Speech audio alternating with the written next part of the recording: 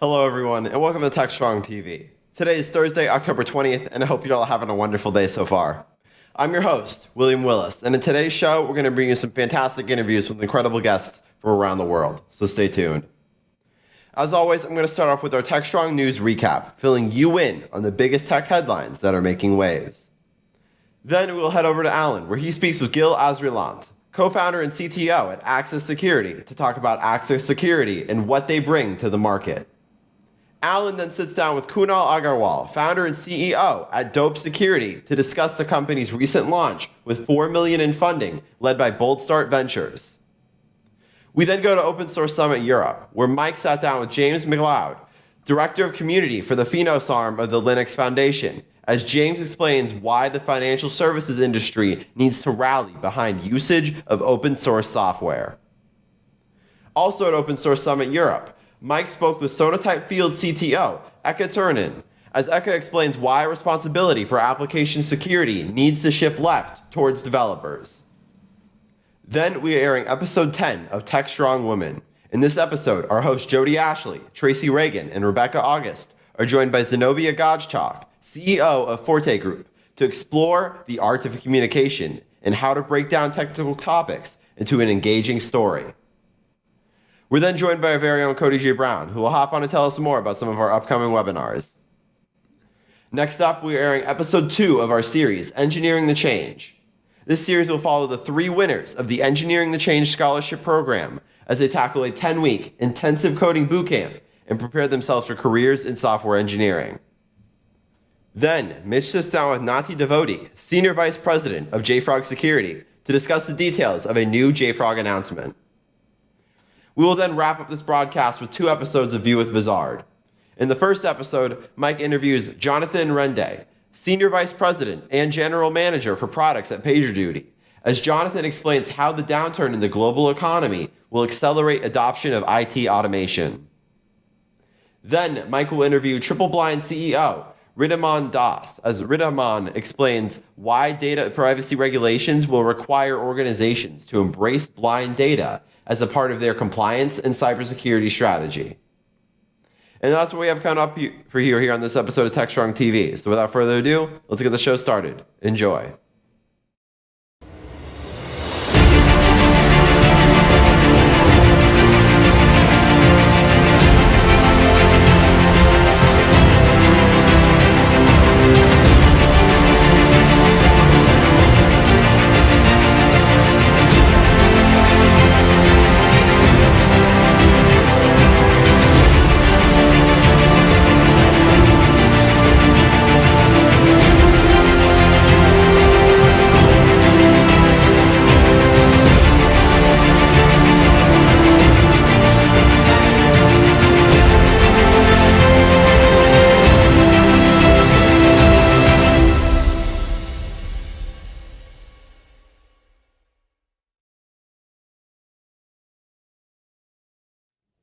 Hi again, everyone. Here are the headlines for October 20th.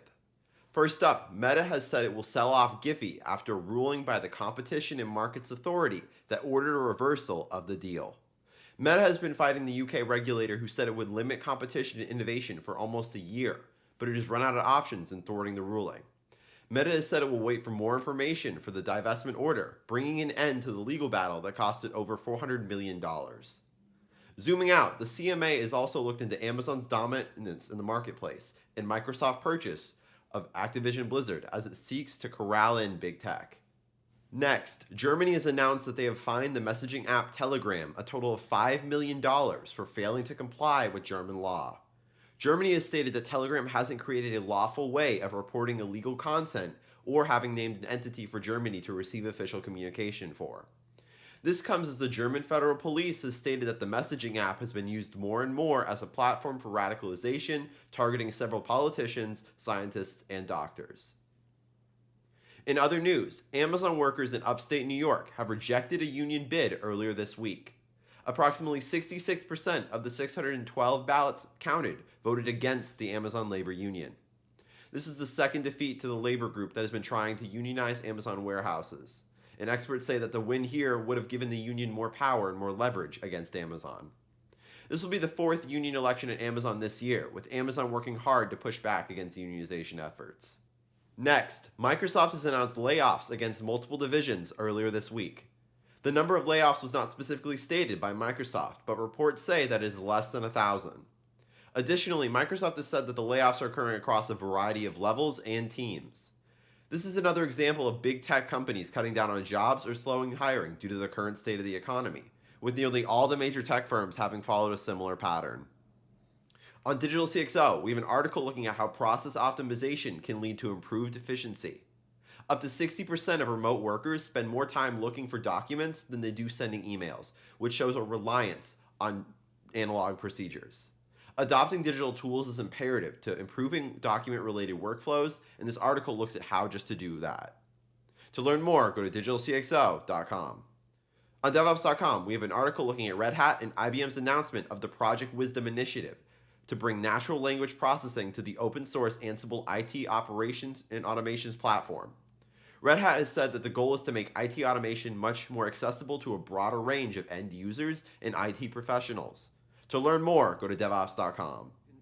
Finally, on Container Journal, we have an article that looks at design anti-patterns that can sabotage Kubernetes app scalability. This article looks at 3 of the more common ones, including distracted by the simple, tuning by folklore, and missing the bigger picture. To get a more in-depth look at all of these, go to containerjournal.com. And that's today's Techstrong News Recap. SecurityBoulevard.com is the leading resource for news, analysis, and education on challenges facing the cybersecurity industry. SecurityBoulevard.com covers all aspects of cybersecurity, including data security, DevSecOps, cloud security, application security, network security, security threats, and more. SecurityBoulevard.com has the largest selection of security content, featuring breaking news, blog posts, podcasts, and more. Visit www.securityboulevard.com to learn more. SecurityBoulevard.com, home of Security Bloggers Network. This is Techstrong TV. Hey everyone, welcome to another Techstrong TV segment.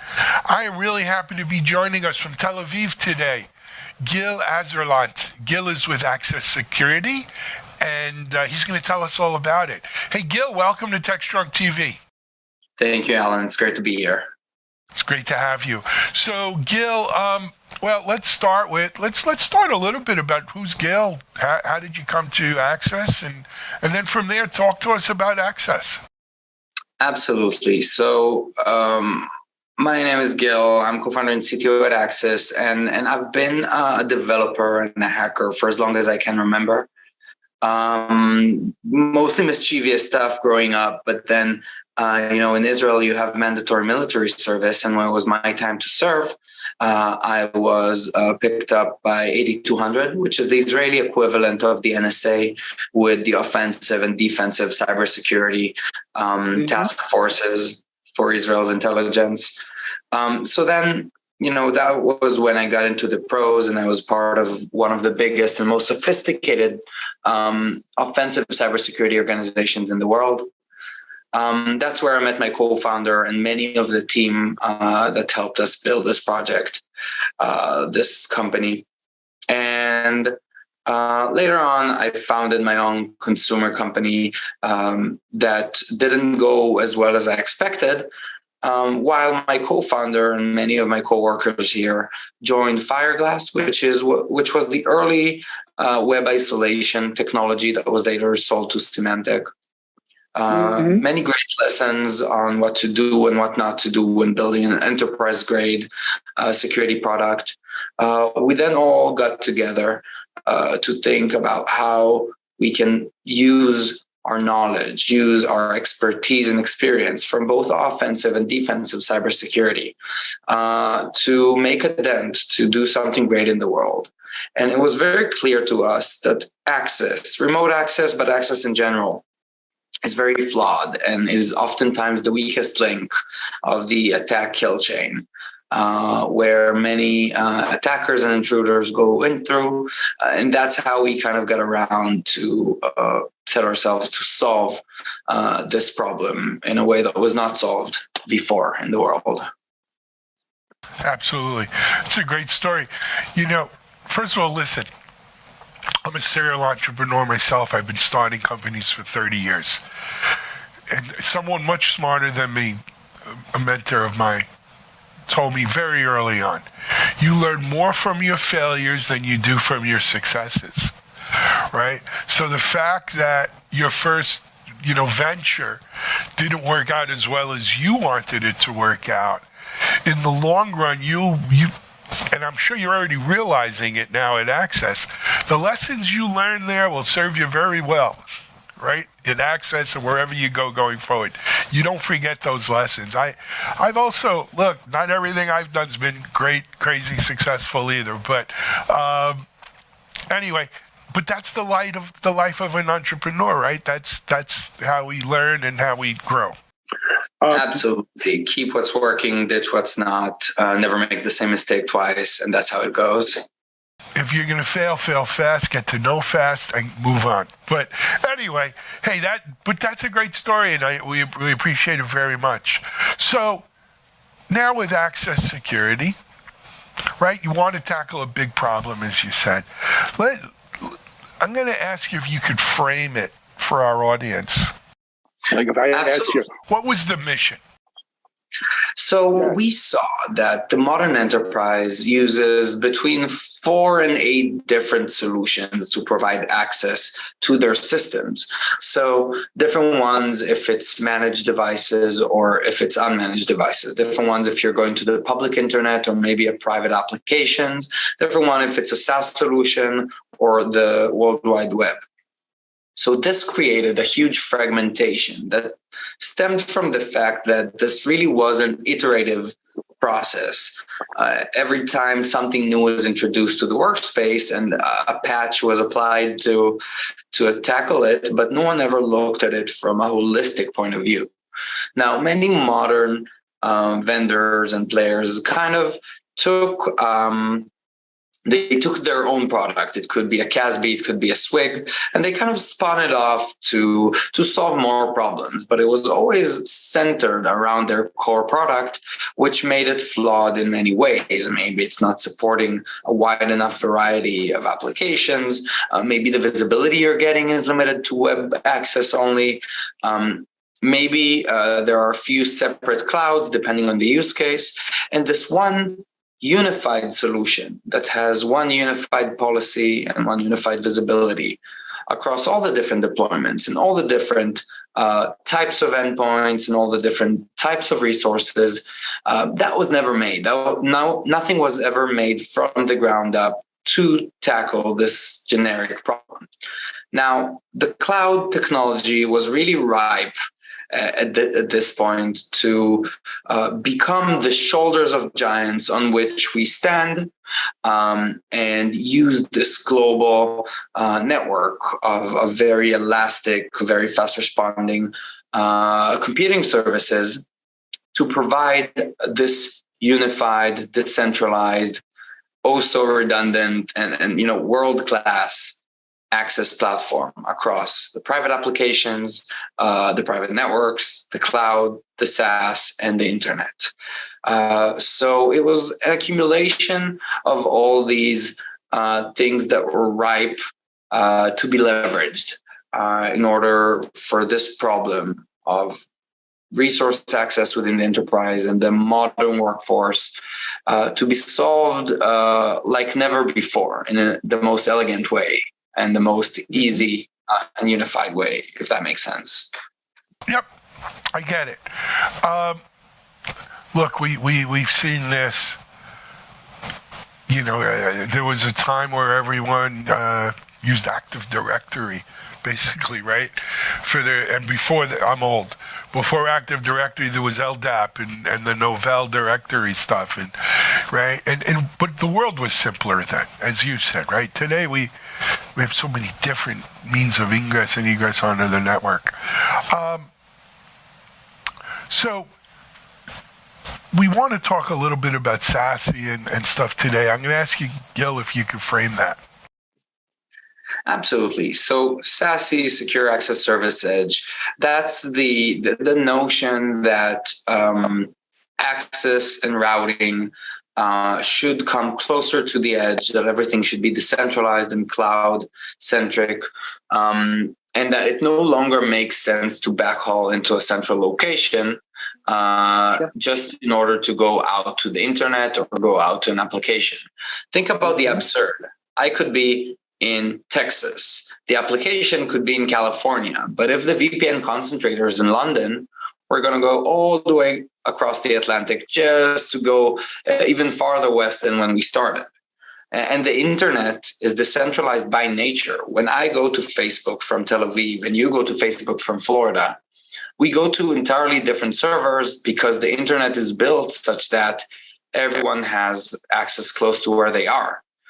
So this backhauling, both in terms of private access if I'm going to the data center, but even more so within the internet, this is a huge burden, this is a huge cost, and this is a huge productivity night.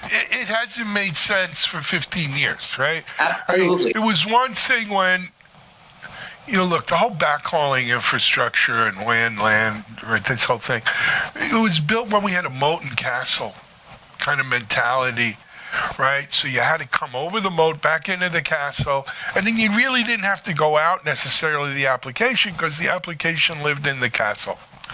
Right. Once we started having to go out in the cloud, the idea and that we weren't working in an office, we could be remote, we could be anywhere. The idea of backhauling back in, so I could go through my firewall and router back out, over a VPN, let's say, it didn't make sense. And then certainly with COVID and everybody working from anywhere, it really didn't make sense. I think at that point, everyone realized the emperor had no clothes, right? This was just wasteful is what it was. And so you're saying SASE's now replaced this. Exactly. This notion that you're either in or you're out, the castle moat notion, that's no longer relevant. This, am I in? Yeah, I can access everything. Or am I out? No, I cannot access anything. That's no longer the case. And companies want the ability to give true least privilege. So if I am a privileged user on a managed endpoint and all the posture checks are going great and maybe it's my working hours, we need to take all those things into account as well as what the SIM says, what the UEBA says, what the EDR says. We need to ingest all these things in order to give me the true least privilege and not the all or nothing approach. And like you said, during COVID, that was even worse because businesses scrambled to maintain business continuity, right? And every time, if you have the choice between better security or business continuity, no CEO will tell you, let's go better security. So that created these many holes through which attackers could get in. And SASE, again, is the notion that it should be very flexible. It should be enforced on the edge and not in a central location. And that all these different services, the CASB, the SWIG, the VPN, the SD-WAN, some VDI use cases, all of those should be cloud delivered to the user as opposed to, again, backhaul into a central location and let's take it from there. Agreed. To us, it makes perfect sense. Of course, I think one of the problems that you run into is the inertia of organizations that have invested millions, literally millions, tens of millions of dollars into this whole out of date, out of touch kind of technology, right? The VPNs of the world and so forth. And I think, it's hard to get people to just say, okay, I'm going to walk away from that. Absolutely. And, if you look at security trends in general, some of them fail, but those who don't fail have this cycle where at first it's the techies, it's the people who are crazy about new tech. They always want to be on the bleeding edge, and they're the very early, very fast adopters. And for Zero Trust, or for SASE, that's pretty much gone. Zero Trust has been around since 2014. SASE is here for a few years. And these are all evolutions of adjacent terms describing similar things. And then there's the point where many realize that in terms of managing their risks, it makes sense to move at this point because the technology is mature enough, and because there's lots to be gained. And that's when most ditch old technology that was purchased, maybe for a lot of money, but they're doing it to remain up to date, to not be left behind in sense of security. And then there are those who will be very stubborn and, my previous decision was right at the time, so it must still be right. Or maybe they have fear that their teams will not be able to make the transition. There are more excuses for stagnation than I can count in such a short interview. But at the end of the day, those will be left the most vulnerable because at some point there'll be it's an ever shrinking fraction of the business ecosystem and the business landscape, and the smaller you are, the part of a smaller target group you are, because you're the easier target. And at some point, you need to swim faster than your friends and not faster than the shark, because everyone gets compromised at the end of the day. Yep, absolutely. Well, you know the story. You don't have to outrun the bear. You just have to outrun the guy who's also trying to outrun the bear. But that's great. Let's talk, if you don't mind, Gil, a little bit about Access itself. How is the offering kind of offered? How do people engage with Access for this? So technically, it's very easy. You go to the website, you leave your details, and we talk to you. From there on, it's a pretty simple process. POC can be set up in just one day, where you start getting visibility to all the things. You're starting to limit access to a certain SaaS applications, certain private applications. You can choose what can be accessed agentlessly and what with an agent. It's very easy. And the way most enterprises do it, they sign up, they install it, and they're setting up a policy that kind of resembles their VPN policy. Now, you might scratch your head and say, so why do it at all? It's the same policy. So first of all, you're getting visibility and uniform policy right out the gate. But then something interesting happens. You start accumulating data and seeing who accesses what and when. And at this point, our system will suggest ways to narrow down privileges. So maybe this application is only accessed by HR, maybe R&D is the exclusive accessor of this application. And over time, you're going to see that the policy gets tighter and tighter and tighter. So, getting to true least privilege is a never-ending journey. But if you have data and if you have one vantage point to look at all access across the organization, all of a sudden, the aspiration, the striving for true least privilege becomes a much more actionable and much more manageable process. And sooner rather than later, you're going to see that what started off as, showing the same policy that the VPN had evolved into a true least privilege and a very reactive, very breathing type of policy management that helps and offloads much of the burden off the security team and into the platform. Excellent. Gil, we're over time, but for people wanting to get more information about Access Security, where do they go? go to accesssecurity.com on the website. My email address is gil@accesssecurity.com. We would all be very happy to answer any of your questions and hopefully support you in your journey to a more secure workplace. Access, AXIS security.com. Correct. Got it. Hey, Gil, thanks for being our guest. Come back, keep us posted on this, okay? Absolutely. Thank you, Alan. All right. We're going to take a break here on Techstrong TV.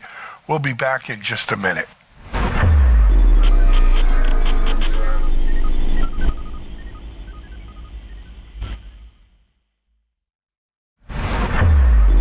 This is Techstrong TV.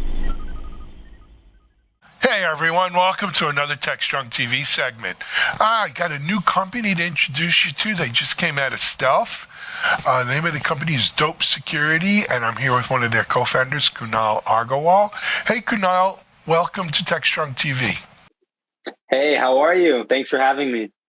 It's a pleasure to have you on, man. Hey, we're always happy to hear about new security companies and meet new people in the community. Before we jump into the story on Dope Security, let's hear a little bit about you, if it's okay. Yeah, definitely. So I've been into cybersecurity my whole life, right?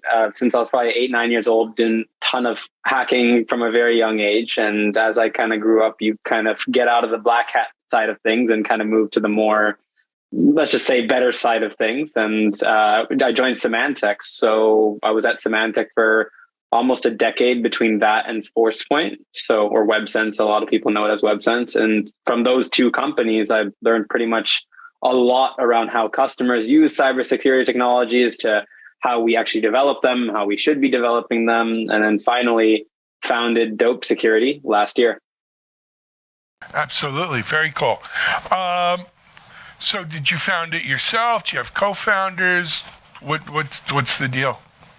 Yeah, so I founded it myself about May. Well, it was May 4th of last year. So that was kind of the whole Star Wars homage, May the Force be with you, May the 4th be with you kind of thing. But a big part of leaving these bigger companies was around trying to do it in a different way with a team. And the team of people that we brought on, or I brought on, was everyone that I work with from these other organizations that were super passionate, super driven, and they liked making really cool technology that they were passionate about. And so a lot of the people in the company, they're not really new to cybersecurity. They've all been into this industry for a really, really long time. Absolutely. All right. So let's jump into the company. You guys recently emerged from stealth, announcing initial funding. And you know what? Let's get that out of the way first. Why don't we talk about the funding? Yeah. So, I mean, the funding was kind of a byproduct of things that happened about over a year ago now, right? But for me, the idea was always around building the product, right? And the funding is a sidestep of that. And we raised the money from a company called Bold Start, a VC called Bold Start. They were one of like the more prolific VCs that went in and just loved the idea because of how passionate we were about building it. And that's what the name comes from, is Dope Security. Dope means like very cool. And I'm from the Bay Area. So whenever we say dope, it means that, hey, this is awesome. And security, obviously, because of cybersecurity. And so you put the two together and Dope Security comes out. Okay. What's so dope about it? Well, I mean, you can kind of see it in the visual on the back, but the UX is one of the biggest parts of the product, right? Like, just starting at experience was what we did. So it was myself, when we first started, it was myself and Erica, who's our head of design. And both of us were kind of building out the flows of what this product should look like. And all the different experience flows came and stemmed from how do we make the user experience for an admin as good as possible. And I've seen this at Symantec, seen this at ForcePoint. It's like you come in and then the first thing you get to the product, like, oh, wait, hang on, you can't use the product yet. You have to have a meeting first. You have to have a customer meeting. And then you have to have a second meeting and a third meeting. And then 4 weeks later, you finally get access to a pre-production version of the product. And that's just, it's not the way the world should work anymore. So with us, it's in one-click instant trial. So you just log in using your Office 365 or Google account and you're in. And you're able to start using the product instantaneously. And that's the difference. How do we make this look good, feel good, and the customer experience first class? Absolutely. Now, look, I've been in security, I'm not going to say my whole life because I got a really long life, but, I've been in security a long time, right? And security's matured and changed and evolved over the 30 plus years I'm doing this, right? And there's so many different aspects and facets of security today. What exactly does dope security kind of focus in on here? Right. So most of the different areas, one of the biggest ones that are core security, of course, there's like IAM and things like that, but there's also endpoint security, like an EDR, EPP kind of vendor. And one of the other ones is like a data loss prevention and things like that, right? So a lot of DLP vendors, CASB type stuff. But then if you kind of cross over into this world of what today they call as SSE or SASE, is really web security, network security. And that's what we work on. Is I want to build a secure web gateway, we call it, which is a very familiar term to probably a lot of you out there, is an ability to restrict or control what you have access to on your device. And this can go anything from a simple use case from, hey, I'd like to block piracy or illegal content or hacking content from my device, or maybe even adult content, to I'd like to actually control my cloud applications that only, for example, let's just say Accenture.com is accessible in Google or in Office 365. So we've gone the full spectrum of web control, cloud application control, and then visibility into everything that your devices are doing. So, we used to call this privileged access. What's the difference between SASE and privileged access? Yeah, I mean, a PAM solution. Yeah, like a PAM solution, like a CyberArk, is really around access control to provisioned applications, right? And that's like, hey, should person X have access to application Y? We're kind of looking at it more around what is the full holistic amount of web traffic that you can have access to. So this is something that was really big with Bluecoat, which was acquired by Symantec, WebSense, again, ForcePoint, and then Zscaler with the Zscaler Internet Access. These are the three kind of main players in this space. And I worked at two of those companies in product management for a couple of those as well. And so those experiences are what drove the existence of Dope Security. Is like, how did we help reduce the customer issues? How did we help make the experience better? And that comes from what we call as our fly direct architecture. Got it. And, so how is this kind of organized, packaged? How do users, companies, is it like per user, per device kind of thing that it's regulating or?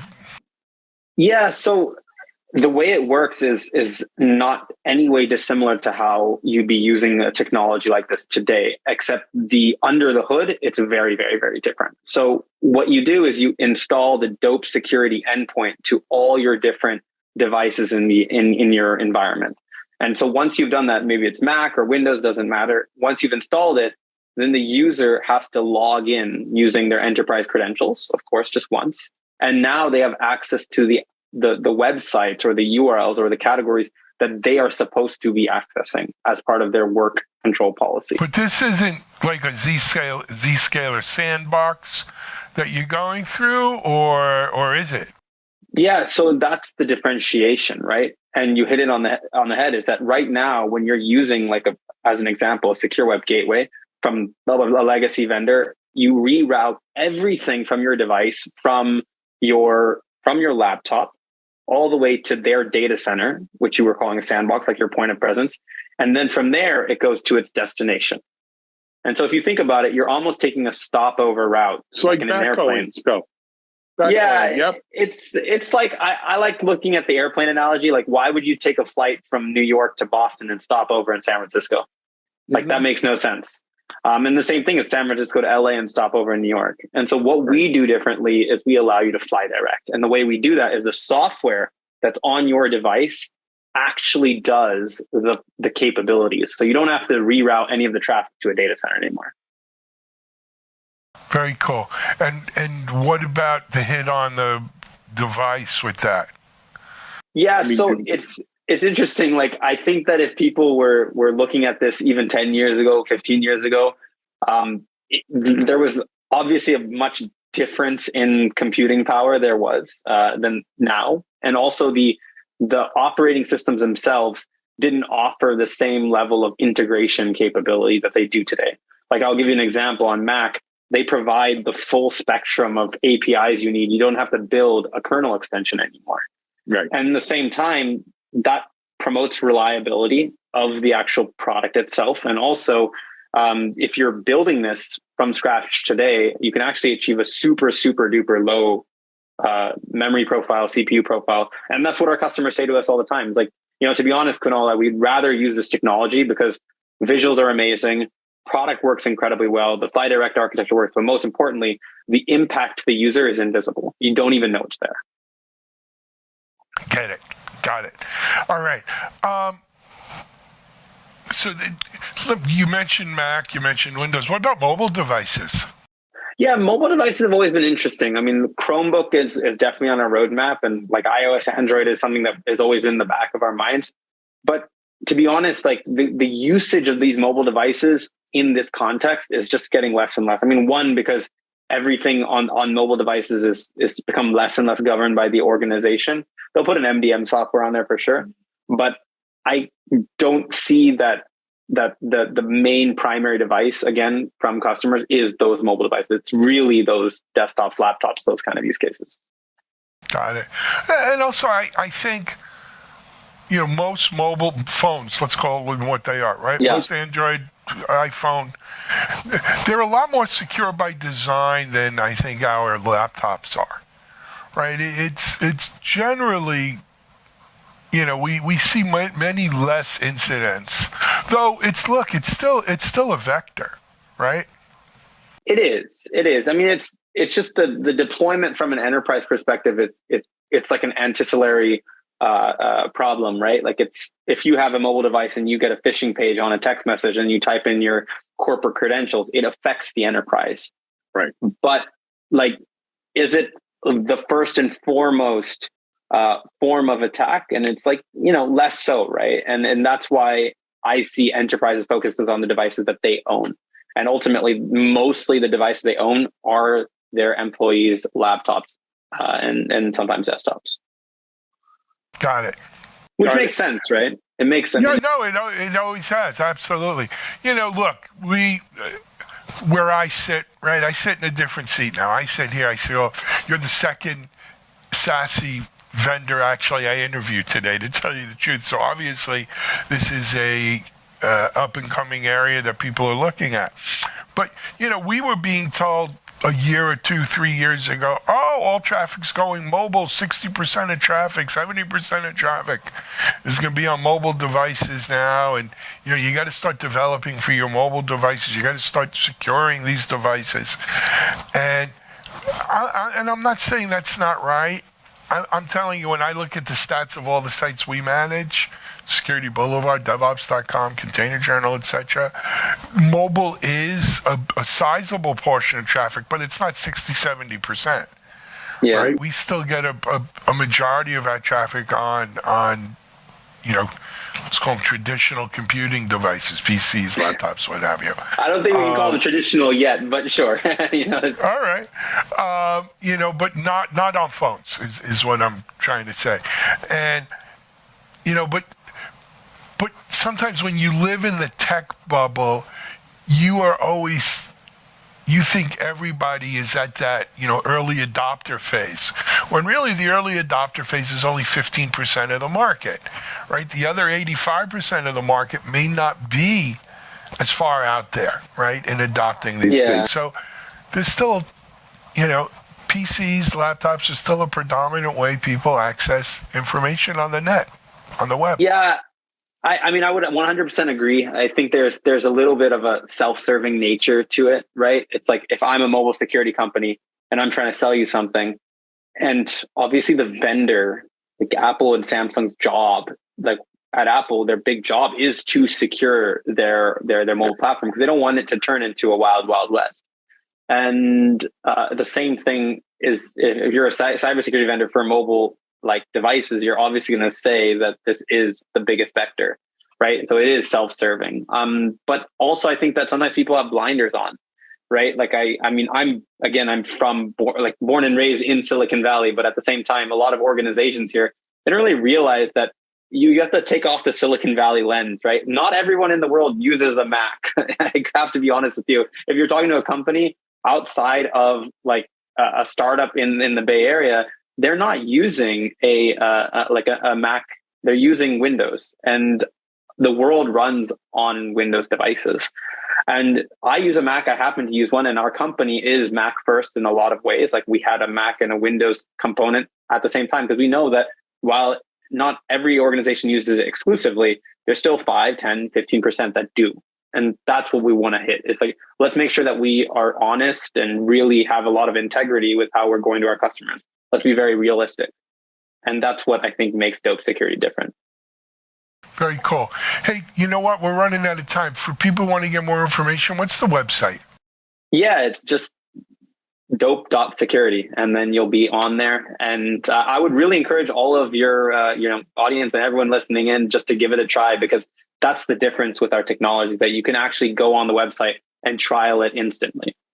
And I think that's what makes us a little different in this, is that no one really has things like that. You can just go in, give it a try, and this helps all types of organizations, whether it's upgrading yourself from DNS filtering to a proper secure web gateway, or reducing costs from your existing secure web gateway to what you use today, which is going to become Dope Security. Like, I would love and encourage everyone, just give it a try and you'll see a huge performance increase. Excellent, man. Hey, congratulations, Kunal. This is, it's something to be really proud of. We're going to be watching Dope Security and hope for big things from you guys. Yeah, thank you so much, Alan, and looking forward to talking to you again soon.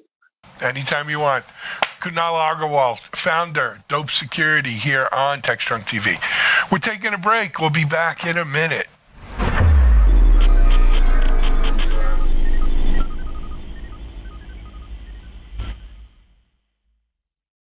CISO Talk, to hear how real-world CISOs are dealing with today's real-world issues. From enabling secure remote workers to accelerating secure cloud adoption, defending against a pandemic of security attacks and beyond. CISO Talk covers the cyber topics you want to learn about.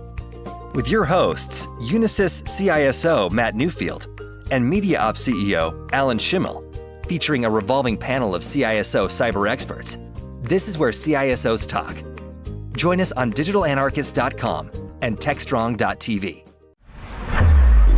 This is Techstrong TV. All right, guys, welcome back. We're at the Open Source Summit in Dublin. We're talking with James McLeod. We're going to be talking about financial services industry and how they're working with open source software, because, as we all know, those guys got some unique requirements. James, welcome to the show. Hi, it's really great to be here. It's great to be here with everybody, both in person and also virtually. Yeah. So the challenge with open source and financial services is what exactly? What makes them worthy of having this dedicated function within the Linux Foundation compared to any other vertical industry? Yeah, so that's actually a really interesting question. So financial services for a very long time has been very regulated and locked down. So much so that it's been baked into our engineering culture that people shouldn't peer inside our repos or contribute to code that doesn't belong to a specific team. But when it comes to digital transformation and DevOps and FinOps and cloud migration and the direction of travel within software engineering in general, it doesn't lead to any efficiency or acceleration. So what we're doing within FinOps is teaching banks, how to feel safe, contributing and collaborating together, both inside the banks and then also outside, in the open source world. Because there aren't enough engineers in the world, how are we going to achieve what we need to achieve if everyone's, fixing the same problem multiple times? And so that's what FinOps does. We're all kind of financial services engineering experts. We've been in the field, with the people on the ground, and we're here to, kind of bring people out of that shell and into the open source world.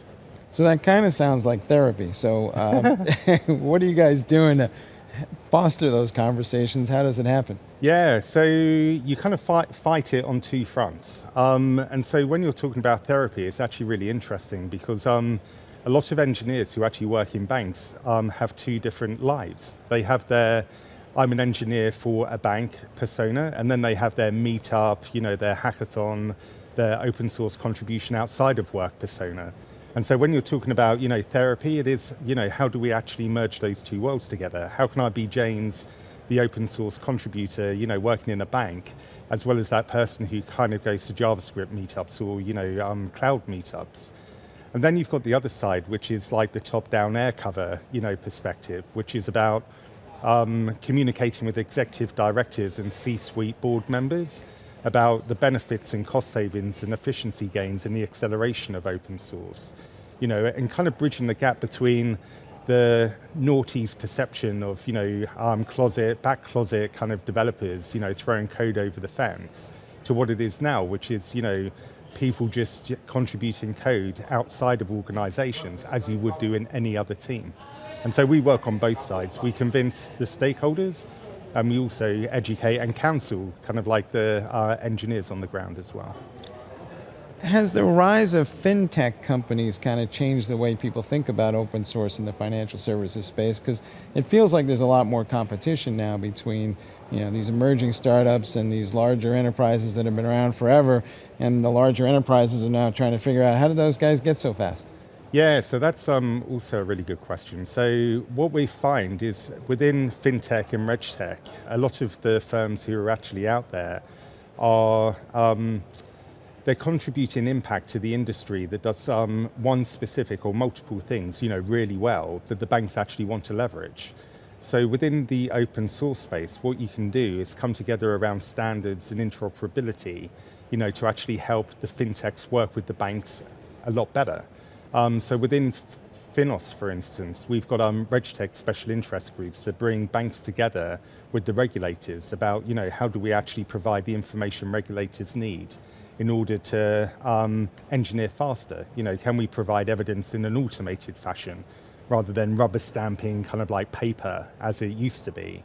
And the same in like the interoperability world. We've got various different standards that allow data to be passed across, the financial desktop and potentially through APIs. One of the projects that we have that does that is FTC3, which is extremely popular to like the desktop interoperability world. And we have competitive vendors in the fintech space, who wouldn't, share ideas in the IP space, actually collaborating around the interoperability, because they know that they need a common standard for passing data around so they can share data, because they might be kind of engaging in the same banking environment and the ecosystem. So there's plenty of space to do things, super simple and also really fun as well. All right, I see you guys have that same financial services nomenclature for things that most other people wouldn't know what that meant.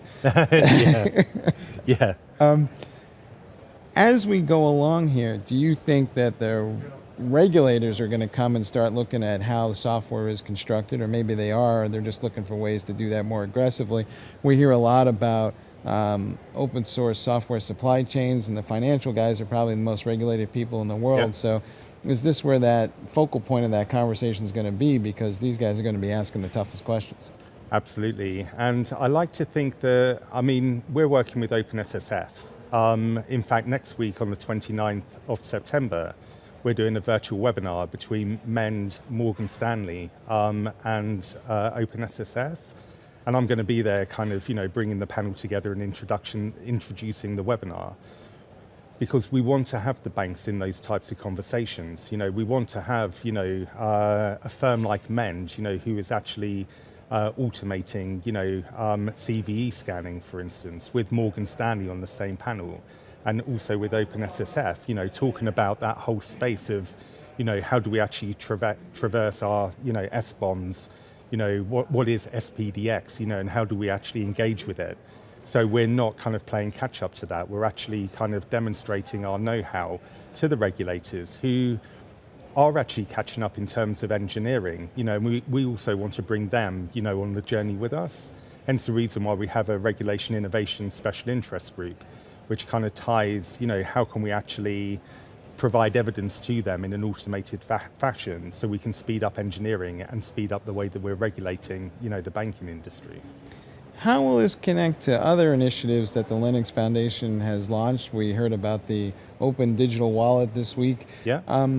Are these kind of things, is there overlap between these conversations as we go along? And part of your effort is just to help with the collaboration of that, because the financial services people are all over digital wallets. Absolutely. So just by being here at the Open Source Summit, you're in amongst the rest of the Linux Foundation. You're kind of sharing ideas on the fly. You're being really creative with the way that you're solving technology problems. And we had, people saying, what is your relationship, with the Open Wallet Foundation? And so one example of this is Royal O'Brien came to the Finos stand talking about the metaverse. So how will financial services actually interact with the metaverse? Is there a way that you can actually have, payments, within an Oculus Rift as you're kind of moving around the metaverse, kind of buying things off the peg or, however you make payments. And digital wallets kind of came into that, because we need to be able to standardize the way that things are done, so you can buy things using a digital wallet, both within the real world, maybe using Internet of Things, but also in the virtual world as well. And without coming here and being in person at an LF event like Open Source Summit Europe, you wouldn't have those types of conversations. And so where things may have seemed like a world apart, when you actually start bringing it together and talking, in the same room, you think, well, actually, the difference between all of these different foundations combined isn't that big. There are things that we do around, interoperability and standards and passing data around that can be applied anywhere.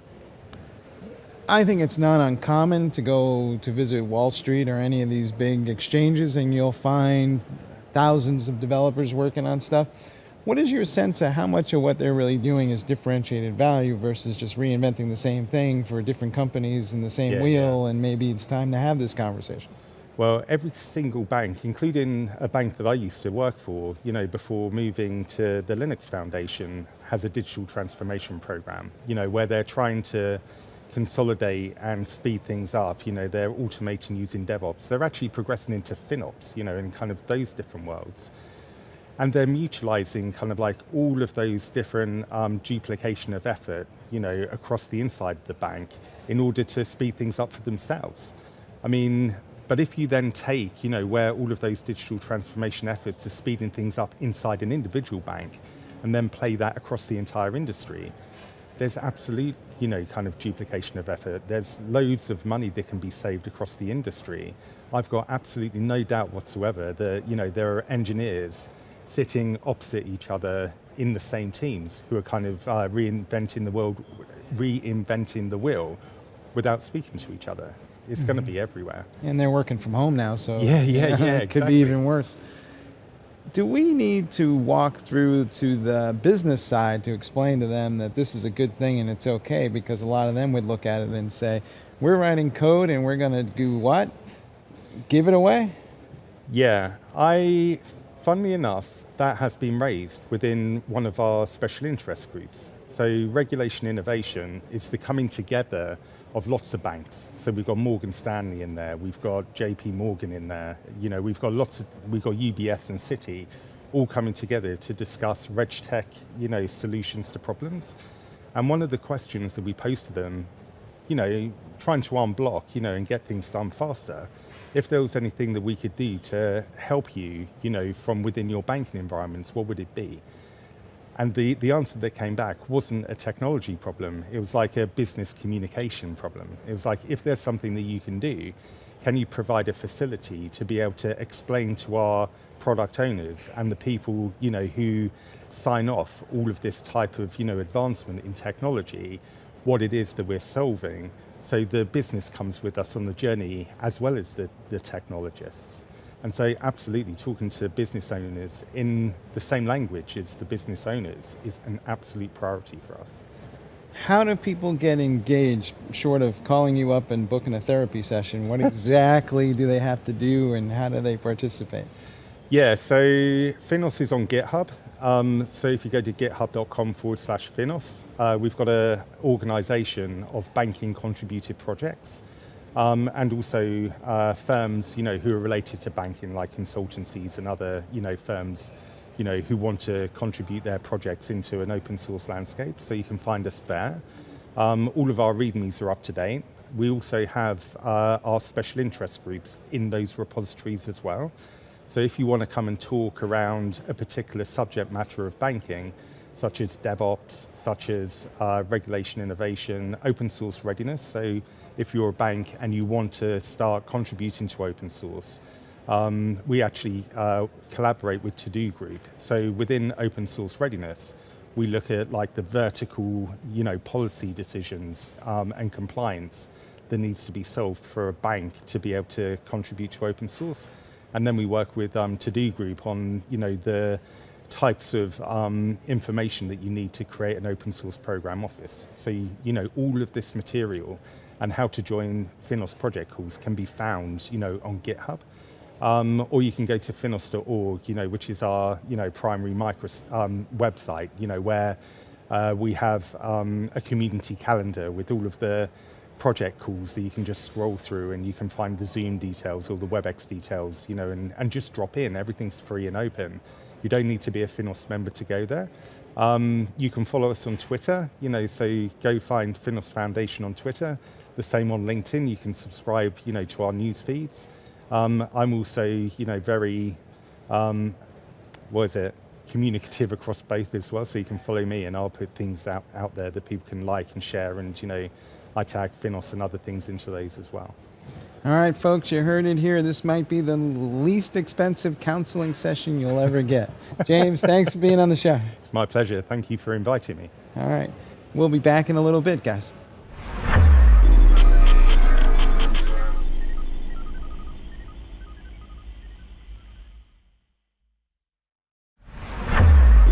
This is Techstrong TV.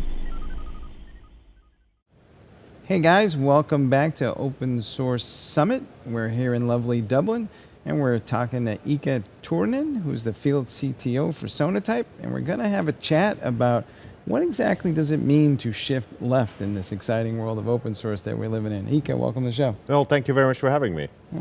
We hear a lot about, okay, we want to shift things left.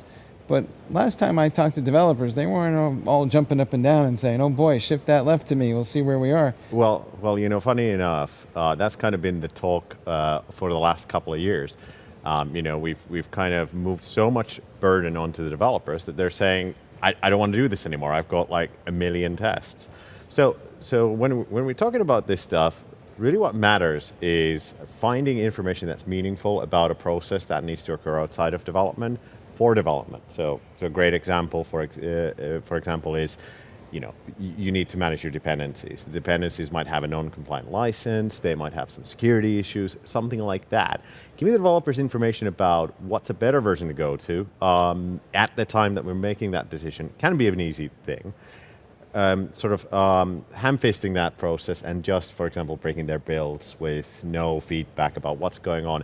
That's usually where the burden comes from. So if 2/3 of their time is spending managing tools, for example, that inhibit them from doing their work, that's usually where that sort of blowback comes from. So what we're really trying to get to is something that feels more like actionable intelligence for the developers so that they wind up doing the right thing. Because none of them got out of bed this morning and said, let's go build something that's insecure. It's just that, for the most part, they never took a security course in their life, so they don't know. It was an elective back in the day, so we have to find a way to make it simpler for them to do the right thing. Yeah, I mean that's definitely a part of it, right? It's getting the right info in front of them as they're working, right? But there's so much of this information. It's not actually just security that's a problem here. It's also things like decisions about licensing. If you've got something with a restrictive license that used to be open source 5 years ago, how would you know? Right. Well, the answer is you wouldn't unless you spent the time every day looking up license text files, looking at the metadata. Nobody really does that in real life. So kind of a model that works is trying to find ways of presenting that as they're doing it. So as a part of the IDE, as a part of a pull request, as a part of the normal build flow, just giving them information. Hey, wait a minute, you're looking at this component. Here's the update cycle. Here's the sort of release diagrams of all the versions. Here's the licensing, here's the security, and then giving them some sort of indication of what's acceptable and what's not. So it's not about, hey, developer, this random faceless test failed, now you're going to call someone. It's empowering them to make the right decision. And you're absolutely right. No one in development wants to be in security, and no one in security wants to be in development. So finding these sort of happy paths where you can feed information from one to the other really helps everybody be better at their jobs. And that's kind of the golden point, where shift left starts to actually work out. Will we also be able to tell them that if they download a component that there might be a more secure version of that component that's been updated and they should go use that version versus the one that they're playing at? Because it just seems to me a lot of these issues are we're repeating the same mistakes over and over again. People are downloading components that are insecure and they're not even aware, and they replicate them everywhere, and then maybe if they go fix it on one side, they go back to the same registry and download it again, and then they get the same issue all over again. Well, I think you're landing on a really important point, actually, because it's not just one of those things. It's not a point-in-time check that you need to do. It's actually a check continuously. Part of the challenge of security is security occurs as a function of time, right? What's good today might not be good tomorrow, and also it operates as a function of the use case. What's good for me might not be good for you, because I might work on an internal tool. You might work on something revenue critical. It might be okay for me to use something completely insecure because it never sees the light of day. For you, it might be a big deal. So security also is a sort of, you see onion method analogies or other sort of ways. It's a series of actions that help us inform, the right choices. So, for example, it can be very beneficial to audit dependencies that coming in. For example, one of our products, which we call Nexus Firewall, does exactly that. As a developer, you request a new component in, it audits it for any sort of really strict non-compliance. The reason why that might be useful is because when you're acquiring something for the first time, there's this sort of old adage in development, right? Earlier you find the bugs, the faster and cheaper and easier it is to fix. Well, what's the cheapest way of fixing a security vulnerability? The answer is not have it at all. So really, the largest sort of grade that you can have is grading out the really, really bad stuff at the door. If you're trying to acquire a new dependency or a library and it's got a sort of 10 out of 10 CVE, it's too much trouble for what it's worth to even have it in, because if you're having to rip it out later down the line, the same kind of logic applies as for bugs, right? It's more costlier the further down the line you go. So shifting out those sort of really bad things in the beginning can be really beneficial. Also, there's another issue that's targeting developers nowadays, which is outright malicious packages. Not necessarily open source per se, but bad actors pretending to be open source, typo squatting them, publishing malicious code upstream. And what they really rely on is they're not even pretending to be working packages. Instead, when they land on your developer's machine, it invokes build scripts on the build manager, and it just drops a backdoor or a crypto miner or one instance of Cobalt Strike that we've observed so far. So these are kind of scenarios where you can prevent some of the very, very nasties coming in. And then there's a whole nother ball game of, okay, once it's in, it's good today, but tomorrow something might change. There might be a new Log4Shell tomorrow, or something comparative to that. So when it comes to that, really what's important is also keeping track of the catalog, understanding what's going on, knowing where it's across your SDLC, and then having the feedback loop, for example, back into your development, into your PR workflow or something else, to react to it very quickly, because time is really of the essence in these particular cases. So kind of a common mistake we see is folks make the mistake of, hey, I checked it once at the door, it's good, it's approved. The real problem is all of these function as a function of time. So you need to kind of do both. You need to start at the beginning, weed out the worst stuff, and then shift deeper as you go along, depending on the use case and things like that. And it gets so complex very quickly. There's no one easy solution here. You really got to automate and think about this more as a sort of test, almost on a per application basis. That really helps kind of unstick the problem. If I address more of this at the IDE level, does that mean I got less stress in my CI/CD pipelines, or do I still need to figure out how to secure that in addition to what's happening at the IDE side? Well, what's the quickest way of getting pitchforks and torches with your developers? Well, it is breaking their builds at the very end of the day, right? When they're trying to deploy something into production. So the reason why IDE and sort of even earlier SCM, GitHub, GitLab, that sort of interaction with a pull or merge request can be useful is because it really just gives the developer a paving path to what would work when you push it into CD. So with continuous delivery, you still need to have those tests, but what you're really doing in the IDE is helping them understand when they're working on the thing, what would help them prevent for a failure to happen. The worst thing is you work on a thing, it works, it compiles on your machine, it's perfect in the development environment, you send it out to be deployed, and then it fails out of some mysterious reason. That causes a lot of heartache and a lot of heartburn, and that's usually when the revolts happen. So IDEs can be a great way of informing you early about what's potentially happening down the line. So what they really want is just a danger Will Robinson kind of signal that says, hey, this is not a good idea. That's it. Or Dora the Explorer, are you sure you want to do this? Mm-hmm. What is the role of the security team in this? Because they're the guys in the back end that clean up a lot of this mess. So do they have a vested interest in having this conversation with developers and saying, hey, if you guys would just do this, I might send you fewer CVEs and be yelling at you less about various vulnerabilities? So I think that's a emergent property of doing something right, but really what we're doing here and what we're dealing with is almost like a new engineering discipline emerging. At the conference here today, we've heard talk about open source program offices. We've heard CISO incident management workflows. We've spoken about Log4j and things like that. That's incident management. That's when something hits the fan and we have to react fast.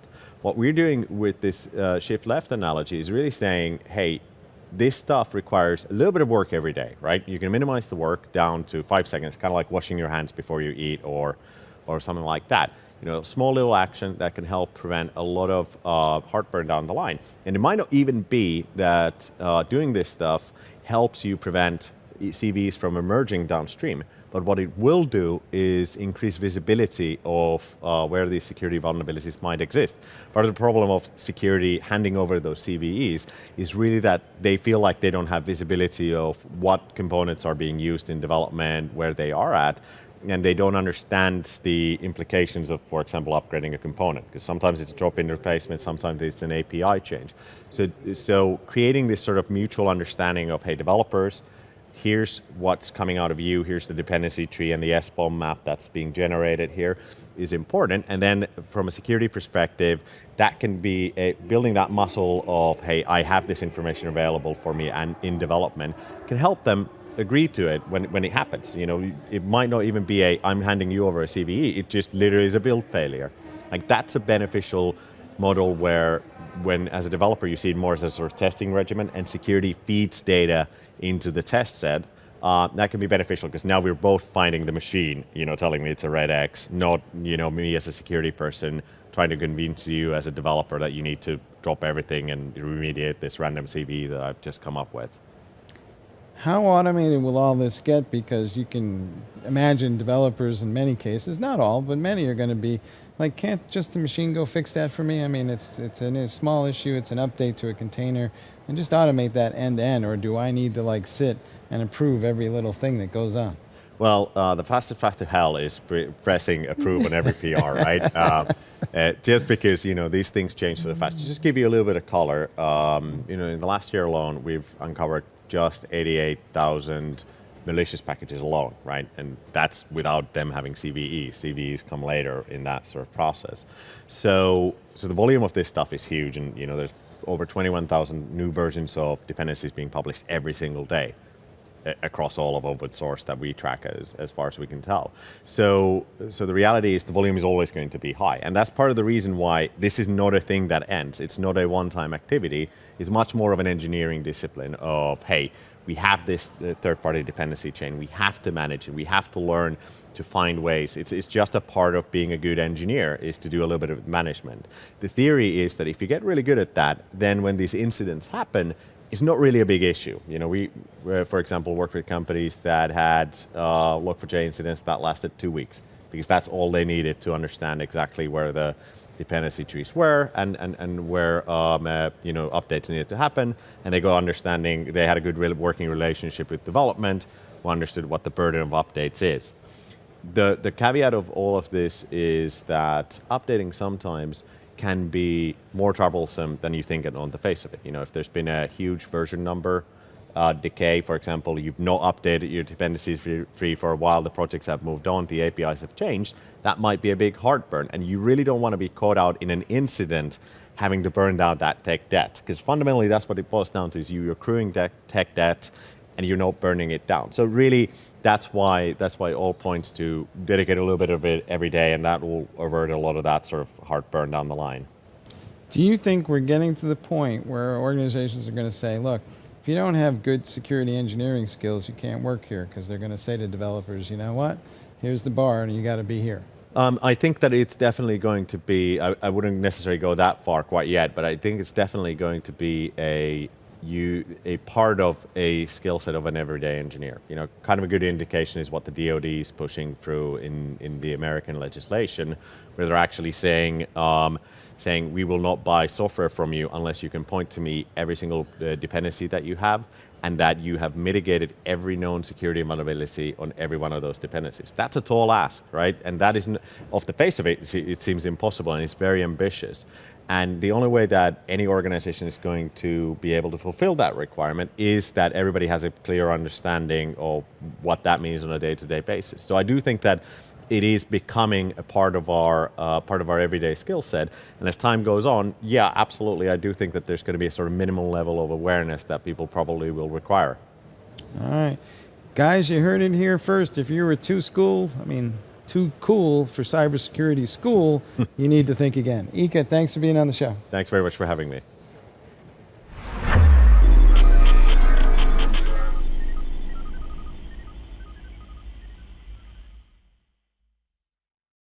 ContainerJournal.com is the leading online destination for centralized computing-related content. ContainerJournal.com covers all aspects of software containers, from container management, data management for containers, container security, networking for containers, to the entire container ecosystem, Kubernetes, microservices, serverless, and more. ContainerJournal.com has the largest selection of container-related news, featuring breaking news, blog posts, podcasts, and more. Visit www.containerjournal.com to learn more.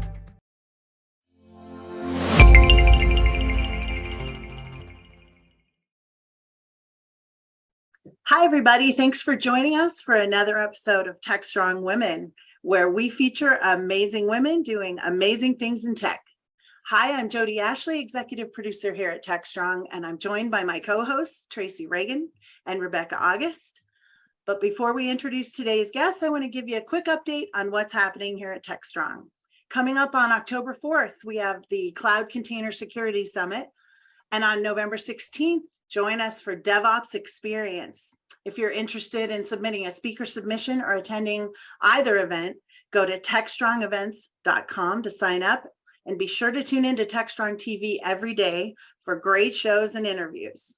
Hey, Rebecca, what do you have on tap for this week? So on tap for this week, I wanted to highlight a really amazing software engineer name. Our Instagram name is Maxine.js. She's a self-taught DevOps engineer, technical writer, and full stack mom is her description. So I love how she's a self-taught engineer, and she goes through Instagram teaching a lot of stuff that we cover at DevOps.com. You know, what is the Internet of Things, DevOps versus DevSecOps. She is absolutely amazing, and she's kind of fun to watch. She makes learning really fun. I definitely suggest anybody who's looking into this industry should definitely check out her Instagram. Full stack mom. Nice, nice. I like it. So what about you, Tracy? What do you have this week? So as many of you know, I'm on the board of the OpenSSF. So I get things that come through about what's happening at the OpenSSF. And this came through. They have now started a end user working group. Super, super important. For those of you who don't know what the OpenSSF is, it's basically Open Source Security Foundation. And their focus is to really sort out how to make sure we don't have another Log4j moment. And they're focused heavily around SBOMs and CVEs and making SBOMs available to everyone. One of their problems, though, to be quite honest, is they don't have enough end users providing feedback in terms of what problems that the end users are having with adoption of SBOMs. So we may generate one and it sits on a file system somewhere. So woohoo, right? Did a lot of good to take that time to generate it. So we're looking at use cases and understanding from a end user perspective, what stops them, what are the barriers, how can we help them? And having this end user working group will be super essential. So if this is an area that you're interested in, or even if you're a DevOps person, because when we start talking about security, it's really part of the DevOps pipeline. We've talked about DevSecOps for a long time, but what does that really mean? It means bringing the security pieces into the development pipeline, which also means we're shifting security farther left. So how do we do that? We do that by getting feedback from end users. So there's so many ways to get involved in open source communities. One of the easiest ways, though, is to be part of a working group where you're providing input. It means you're not coding. You really are just providing input to say, these are the problems that we're struggling with. These are the kinds of use cases we'd like to see. And that's what that end user working group is all about. So don't hesitate. Jump in. Don't tip your toe in the water and see if it's too hot or cold. Jump in full force and help us out with sorting out these security issues. And if you're in the DevOps space, this is a really good place to start. So that's what I have today to encourage everybody who has never been in an open source or worked on an OS working group. This would be a good one for you. And you can find out more about it at the OpenSSF website. That's amazing. I think we all forget that we can't be a silo, right? We need input. We need to we don't have to fix all the world's problems, but we need to have a conversation and bring a lot of people into it, find out all the things that are going on. So that's really cool. Thank you, Tracy. That's awesome. I would like to introduce you to our guest today. We're very excited to have her. Zenobia Gottschalk, would you like to tell us all a little bit about you? Hello. Yes, thank you. And thank you for having me on. This is such a great group and community. So as Jody mentioned, my name is Zenobia Gottschalk. I run communications for a company called Swirlds Labs on the blockchain side, distributed ledger side. I also am the vice chair of the Forte Group, which is a group of senior women in cybersecurity who in the midst of the pandemic found a way to develop some community and to share ideas and to come together to enable all of us, as much as we were spread out across the country and across the world, to still continue to have that level of community and to share ideas and help each other in our career paths. So my background, I graduated from Stanford, worked out in Silicon Valley for a number of years, worked in technology companies, did a very short stint on the sell side in investment banking as an analyst covering internet security and infrastructure. It was a great learning ground to really jump in and understand the entire security ecosystem, but it was still investment banking, which is not an area I wanted to be in. So I left that fairly quickly, went back to doing PR, IR, and what we call full stack marketing for technology companies. And most of where I spend my time is with security and blockchain companies. And so, now today also thinking about that intersection of those two, always something new to learn, and just glad to be here. And you didn't mention it, but you're also aren't you a TEDx speaker? Yes, yeah. So I I have spoken at TEDx. Yep. Yep, absolutely. On blockchain and cryptocurrency. And I think if anybody gets that opportunity, I would highly recommend that they take it. It is a lot of work, but it's also, they have a great process, right? They put you through it. They really make you think about your talk. They help prepare you. So if anybody ever gets that opportunity, I would encourage them to do it. I've thought about it, but I've always been like, do I have the time? Do I have the time? Yeah. And I don't know, I know they run them differently, but I think for me, it was sort of a 9-month prep, not that it was the full 9 months, but they walk you through, right? They have a certain bar in terms of what they want to see and how they want you to deliver that. But they also provide some great support in terms of speaker training. You know, we work with people who are practicing speeches all the time. And I always say that you can never practice enough, right? Once you feel like you've practiced so much that you're sick of hearing yourself, that's probably about the time where you're ready to get on stage. Yeah, what happened to Toastmasters, right? That was people who attend to this day. It's an old, organization, but people who do attend Toastmasters and practice, they are far more polished. So I think it's awesome that TEDx does that for you. I didn't even know Toastmasters was still around. It's still around. My dad did Toastmasters, and he would have been 100 this year. So yeah, that was a long time ago. I remember him doing that, but it just isn't something you hear about that often.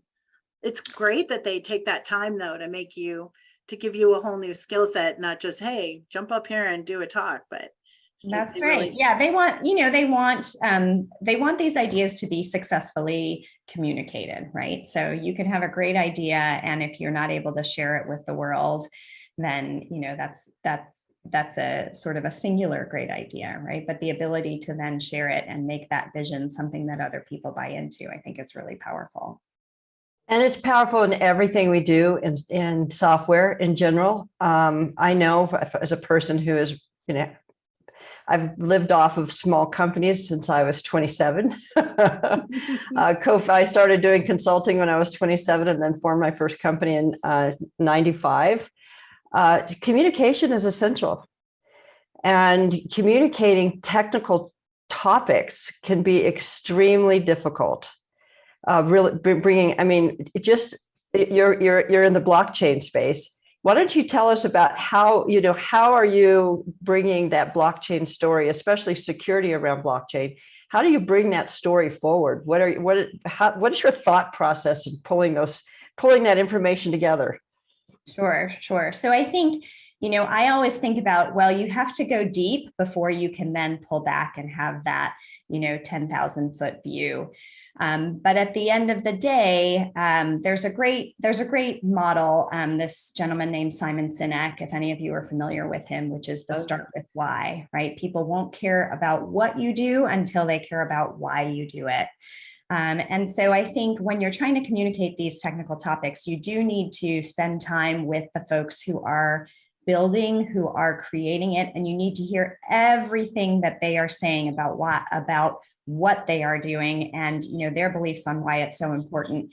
And then the challenge is taking that and saying, great, now you all probably know way too much. And for the person who is just getting a taste of this, I need to give them only the highest level of why. And then I can dive in, right? Then, I think that people are much more, they want to control their journey of how they discover things much more on their own, right? The days of Gartner tells me what to buy and I go buy it are long gone, right? I can now jump into Reddit. I can now jump into Discord. I can now have all those conversations when I want to at a very technical level, but I first need to be hooked. So one of the things that I tell people, when they're going through this process is think about, at the end of the day, everybody loves stories, right? We love them from the time that we're children. We love the hero's journey. We love, conflict, but we also just like to be told stories and we like to be entertained. And if you were able to do that and put it in, in the perspective of why do I care, right? Why should I care? How does this affect me? That's going to be a lot different. So if I tell you, well, a blockchain is an immutable ledger and you can, control your own data and it is distributed, a distributed multi-master, database, like most people are going to go, well, that's great, but I don't care.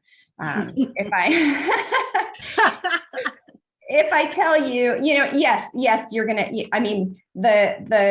the person who has 7,000 other things coming at them, right? They just don't have time to do that. But if you say, well, gosh, are there any instances where you wish you could control your data or you wish that you had accountability across your supply chain, right? You talked about sort of the software bill of materials, right? So we think about, for example, a physical supply chain, right? When the COVID vaccine was coming out, the big story was that supply chain has to be cold at every point in its journey. And that vaccine has to be cold in every point in its journey before it gets in your arm. Otherwise, it doesn't work. Okay, well, maybe you can apply distributed trust to that process. Can I have the manufacturer verify that it was cold throughout the creation of that vaccine? Can I have the distributors verify that their warehouses were cold at every point where it was stored? Can I have the trucks verify that those were cold at every point where it was transported? And can I have the hospital verify that the entire time it's been in their possession, that it was actually still cold before it got into my arm? And so those are all things where the hospital may say, well, great, but I don't want, the distributor owning that, or I don't want the manufacturer owning that, but I need that distributed trust. So we talk a lot about the end user stories and the why, to say, why is distributed trust really important? And where can you think about applications in your life where you would like to have that kind of distributed trust, where you don't necessarily trust one person or party to hold all of that data? And I think you just gave us the reason why you probably did an excellent TEDx presentation, because you just taught us what I asked you. That was a great analogy for tracking software. I think that we hear oftentimes that it's too complex. It's, creating a bill of material or showing the ingredients of software is far too complex. But what you just described is super complex and has a impact, a death, or a life or death impact on people. So what is it, do you think, that why are we not, why is it it's 2022, we're headed to 2023, just around the corner, and we're just starting to talk about the ingredients of software and making sure that it's stored in a cold warehouse? What is it? Why haven't we talked about this before? I've been talking about it since 95 when we first created our first build audit report. But what is it now, other than the Biden administration? Why is this communication happening now? What's happening? Yeah, I mean, I do think that there has been a push for a long time, the concept of shift left, right? Like build security into your software earlier on in the process. But I do think the definition of left has also had to shift, because it used to be, I'm going to build my software and I'm going to build every single piece of it, right? Now you've had the advent of low code platforms. Now you have development teams globally. Now you have software that is built more modularly. And that's great, because that shows an evolution of our industry, right? That shows a maturation of our industry. Let's not recreate the wheel every time we're trying to create a piece of software. But with that maturation, you also then insert that uncertainty, because you don't control the whole process. And you do have to depend on a number of different vendors where you may not necessarily know everything that goes on in their environment. So I think, it is, it's a good problem to have, because it shows that we as an industry have matured to the point where we are not, sewing our own clothes. We are not, growing our own food. We have created this beautiful global supply chain, but now we have to do all the other things that other global supply chains do. Which is accountability. Right. Well, and I think along what you were saying is we have all those supply chains, but I think a couple things that COVID has taught us, is a lot of people went back to trying to grow their own food, right, over the last 2 years. And then they realized, geez, there was a lot more to this, because I tried gardening and I'm on my 3rd year of kind of getting Same. Tomatoes, great. It's just not working. And it has given me a complete new appreciation of this whole process that goes into me getting food.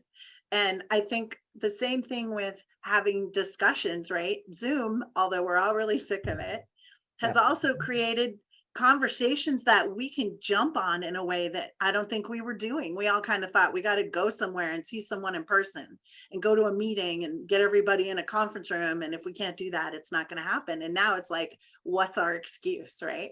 just pull up a Zoom call and get 10 people on it and have a conversation. So I'm a cup half full kind of person. I always have to go through times that are rough. And I think a lot of it is my faith that teaches me what positive is coming out.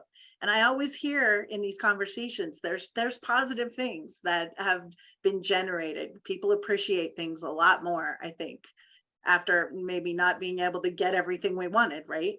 As easily as going to the grocery store. I'm like, how can they not have watermelon? Stuff like that. I think this is the same thing in the sense that we're all appreciating all these processes that go into all the things that we appreciate. And I think security is definitely, with all the Zoom calling and home security, people on their own PCs and not having networks that people are controlling internally. I think it's created a whole new world of awareness that a lot of us didn't have before. I'd agree with that. And those of us who had the awareness were going, boy, there is a 800-pound gorilla in the room and nobody's mentioning it. Nobody's mentioning it. Nobody's thinking about it. I think that's what's happening. Is it's a conversation that, as you guys mentioned, is that it's happening now. And it's one of those conversations that needs to happen very often, and needs to start in schools as young as elementary school students, to, college students, because when you think about it, they're going from Starbucks to home and jumping on different networks and coming home. And if you're working for a tech company and, you don't know what information is being shared, your child has just brought something home, it's only a disaster. It's downhill from there. Yes, there's viruses everywhere, right? Yeah. Now, Zenobia, I watched your TEDx and you did an absolute amazing job. Let me ask you, with your amazing experience and your background, what has been the greatest challenge when communicating some of these complex technologies to the masses? What is the greatest challenge that you've experienced overall? Yeah, so I think, there is, as information has been more accessible and as people are willing to and just have all of this at their fingertips, there is also the expectation, I think, that technology just works, right? So you can no longer really kind of open up your computers and kind of figure out what's in there, right? Like the next generation's like, yep, I have an iPad and it just works. So I think the perspective of, for those of us who have been around a while, is these things take time to mature, right? They take time to progress. They take time for that adoption to happen. The sort of hype cycle of when technologies really get to be exciting, and then when they get adopted, is very different. And so I think making sure that people understand we're still so early in some of these things, right? That don't get discouraged because there are issues, because there are security issues, because there are, downtime issues. If you try to go back and remember the days before, fiber was ubiquitous, right? The internet, there were a ton of critics because people said, this thing is never going to work. Like, why would I use this? It's slow, it's horrible, it doesn't do anything I need. And now you can't imagine. I mean, I look at articles that basically say, like, the internet is dead so long, that was a great experiment, right? And I think wow. I think being able to apply that same level of perspective to new technologies as they're coming out, right? So when you're in it day to day, it's almost like, with your children, right? The days are long, but the years are short. And so making sure people understand, look, just because there is an issue with this aspect of the technology today, or just because it doesn't work sort of how you have projected that it should work today, doesn't mean that vision won't come to fruition. But you have to have that patience to understand all of these things have to be, all of that innovation has to build on itself, right? If we gave up on mobile devices the first time we did it, I mean, you guys remember the Palm Pilot, the Zune, all of those, Yeah, there was sort of a more of a tolerance and patience for technologies maturing when I think we didn't have, the attention span of tiny rodents, right? Today you have generations that say, great, like my interest in entertainment is 30-second clips. I'm not going to watch a 30-minute sitcom. So for them, it's great to have that level of impatience in some ways because it does drive the technology forward. But I think it's also important to be able to communicate and convey that these things are working. They may not be working as well as we'd like in utopia, but they will get there. So just to play devil's advocate, I had a conversation with one of our youths, one of our interns, and we were talking about, how we communicate our stuff that we have on Techstrong. How do we get it out to the masses? And he was convinced that everybody used Snapchat, and that in 5 years, Snapchat was going to be the thing. And he was saying that today. And I was just chuckling because I'm like, at what point do we realize some of those things? How long do we go before we realize we have to let go and move on? I mean, there's a whole nother, because to me, Snapchat, really, I have 20 somethings and they don't use Snapchat. So the thought for me of 5 years down the road, this being the latest, greatest all of a sudden, and we look at where we are. He's in a generation that they do use it. That's how they communicate. So at what point do we realize, okay, we've pounded our head against the wall long enough, maybe we should try something else? And that's part of the challenges of technology is the speed at which we're changing. Exactly. I used to tell people in the build space and in the DevOps space, we used to have the luxury of time to sort out our pipeline and our brittle scripts because it wasn't going to be for 2 weeks before this was rolling out. But now we're rolling out things in a microservices world. The idea is to roll them out all day long, right? So that time is being compressed. While we used to have that luxury of time, we don't have that anymore. And when we're rolling out changes on a regular basis, new technology is hitting the internet, hitting clusters, hitting the desktops and the phones of end users all the time.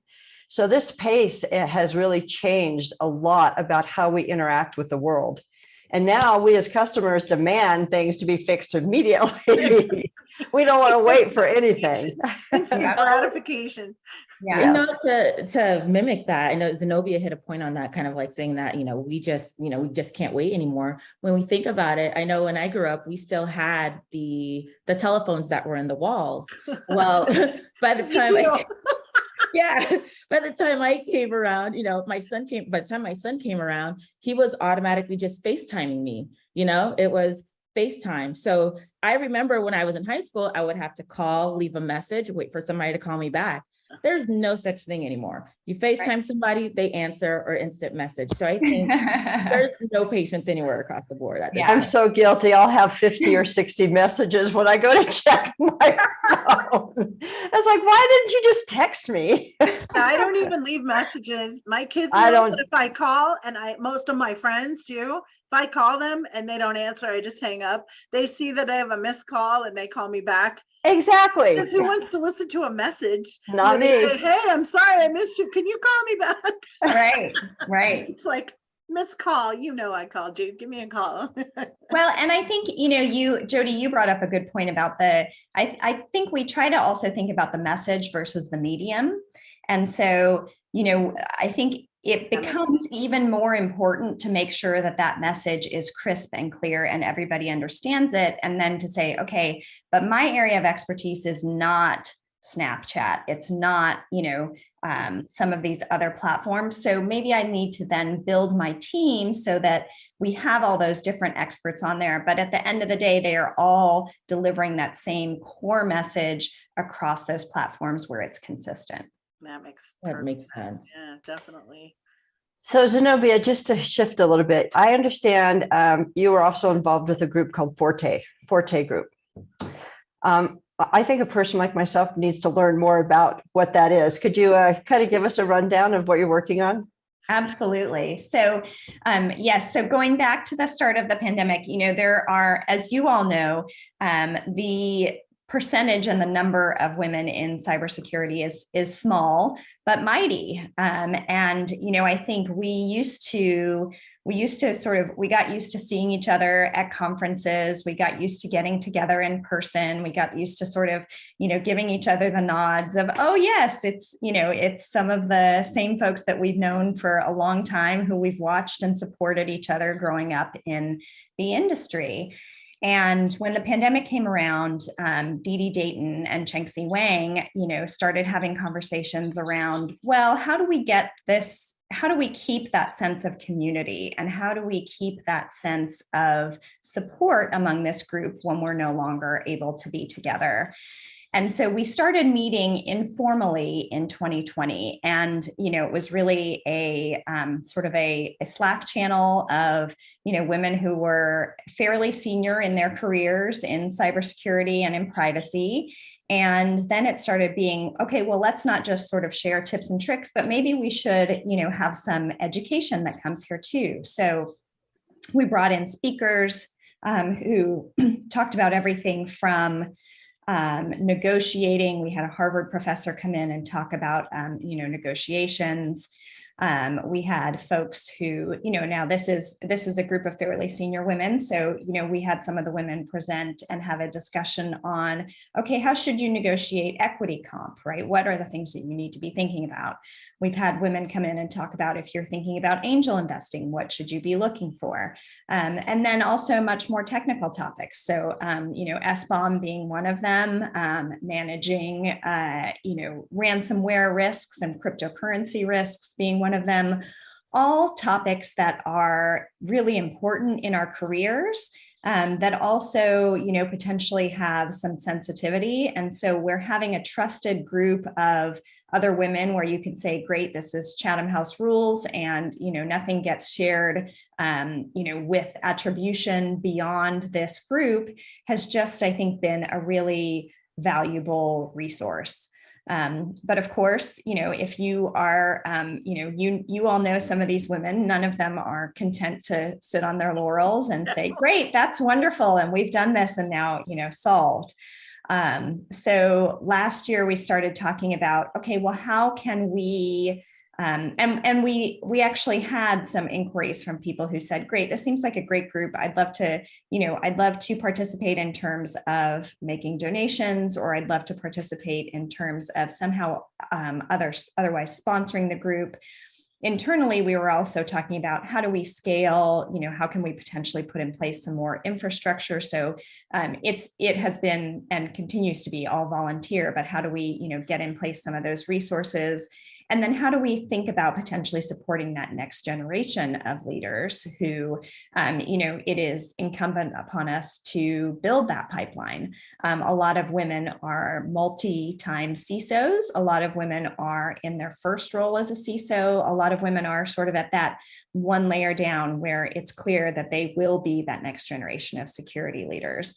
And so how do we provide the kinds of programming and resources that really strengthen that group and help identify where are the gaps, both in knowledge as well as in networks and support, to make sure that that group is successful, and to make sure that we are also, paying it forward and helping that next generation of potential leaders in our space. Interesting.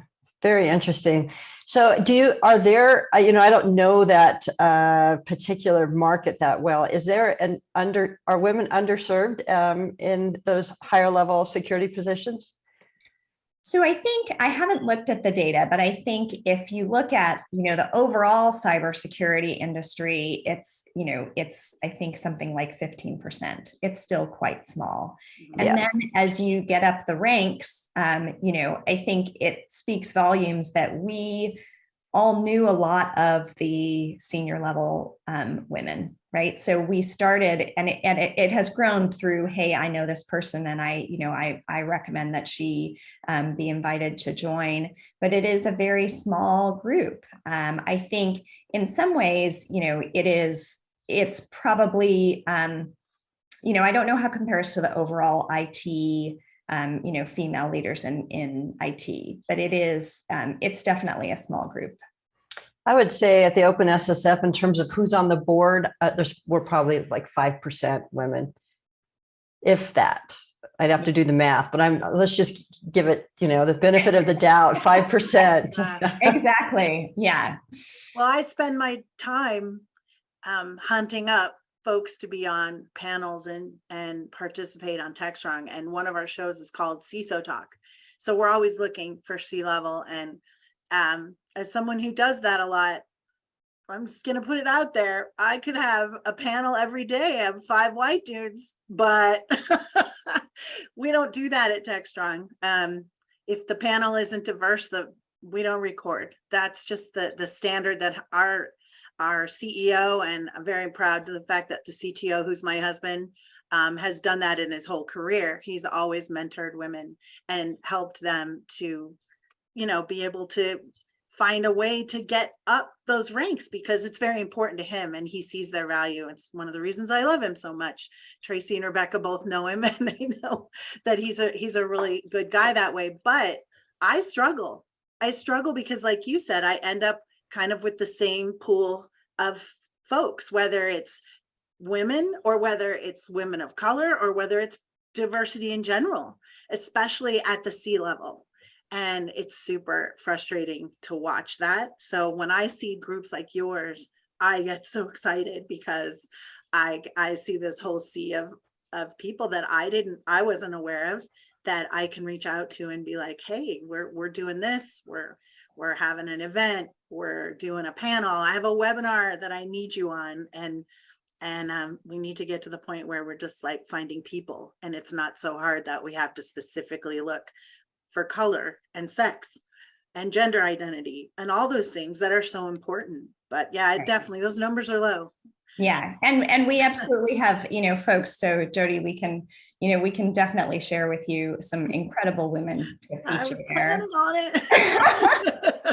and we're really not.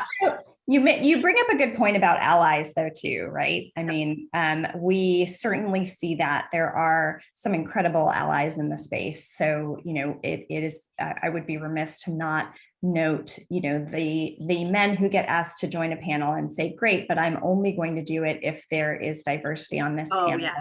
I'm getting more and more of that every day. People literally saying, who's on here? I want to know that this is diverse. Yeah.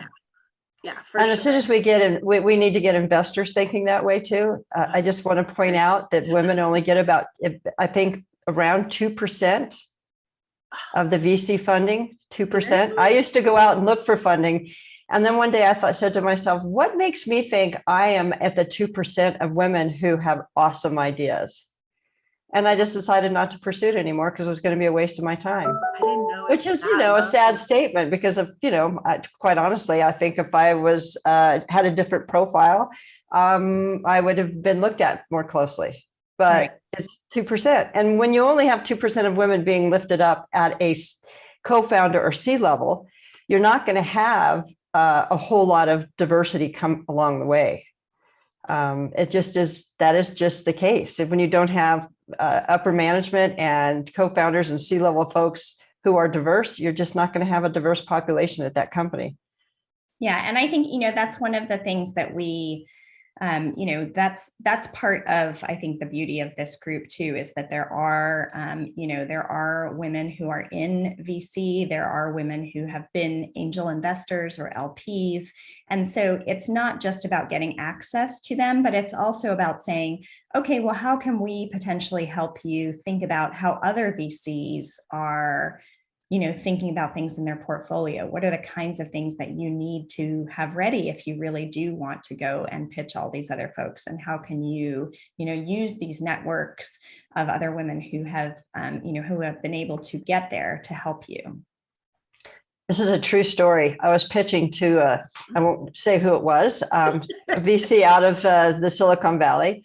And he listened to my about 5 minutes of my pitch. And he said, I just want to stop you right there. And I was like, okay, fair enough. And he goes, I could never invest in your company. And I was like, great. Tell me why, is my zipper down? Somebody tell me if I have toilet paper stuck to my shoe, right? Lipstick on my teeth. Exactly. And he said, well, what would happen if your kid got sick? Oh. And you know what my response was? What? Cool. You think I'm in childbearing years? Why, thank you. I did. I said, thank you so much for thinking that. And I said, but how is that different from a man? Right. And he said, because it's the women who always stay home with the sick kids, and I don't want to have to deal with that. What would I do? He was honest. And I thanked him for his honesty. How recent was this? Last year. No. Oh my gosh. Oh, yeah, last year. Oh boy. I have to behave myself now. So we have a long way to go. We have a long way to go. So I'm glad that the Forte Group is addressing that problem because it matters. Every little bite matters, right? Okay, I have to ask one more question. Age group of this human. What age group was this person in? It's hard for me to tell age, but I'm guessing he was somewhere thought you between. Could have babies still. Yeah, he thought I could have babies, but he probably was younger than me. I look much younger than I am. I'm guessing he was between 40 and 50. Wow. I would have expected 10 plus for that. No. The fact that attitude is in that age group just makes me. But he was honest. I know. How many other people have I pitched to that didn't tell me that? Right. He saved you the other 50 minutes of your time. He did. And I thanked him for it. I did. I thanked him. But like I say, I don't know how many other pitches I had done where they were thinking that and they didn't tell me. We need to use the format of like The Voice or that show where they wear weird costumes when they sing and nobody knows who they are. Right. Because I'm serious. If you put people in a room and you didn't know anything and you just listened to what they had to say, we would not be having this conversation all the time. Yeah. It's totally this whole, I'm going to get all wound up. This is bad. I have really, my whole family, my children are very active politically. They're into stuff. So we get a lot of good conversations going on. So I have to behave myself or I'm going to get myself in trouble. But I think there's been that application, right? Like in the NFL, there's the Rooney Rule, right? In terms of who you have to interview before you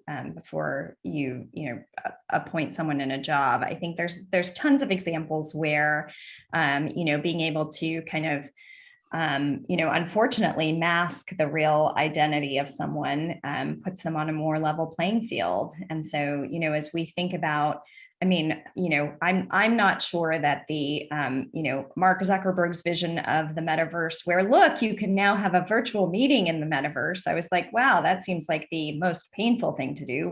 Why would you want the metaverse for that? But if you could think about, potentially your identity in the metaverse, right? And if you had a pitch competition where everybody looked the same and everybody, when they were presenting had the same, avatar, the same environment. Exactly. And then you're really allowed to be judged on the merit of your ideas. Maybe that's a more interesting. I love that. The avatar, everybody's avatar is the same. Yeah, I was talking to a CEO about this for a fairly large company about how they do this, how they do hiring to try to encourage more women. And the person responded by saying, when we distribute resumes, we take the name off. And my point back was that doesn't work. Mm-mm. Because we have to now start saying, give me binders full of women and binders full of diverse people so we can hire from that. Discrimination got us into this mess. Discrimination will get us out of the mess. So the culture has to start shifting to say, it's okay to say, I'm going to look at these resumes from this pile of diversity. And we have another pile here that has really skilled people, but we need to look through this specifically. So, discrimination can go both ways, right? Let's discriminate to bring some diversity into corporate America. And just taking a name off a resume just isn't going to work because there's so many more men than women in that particular, in our industry, it's ridiculous how many more men there are than women. Well, and I think you can read a resume without a name and probably tell a lot about the person, because women speak in a different tone than men a lot of times, right? The way we describe ourselves, the way we describe what we do, it's very different. So I think if you gave me a stack of 10 nameless resumes, I think I could probably identify at least 50% of them by whether they were male or female, maybe higher. Especially of what they're interested in, right? Exactly. They have their interests. It's too generic. Well, I hate to tell you guys this, but we only have a few more minutes left. Zenobia, tell us what the Forte Group's got going on coming up that people can look for or jump in and check out.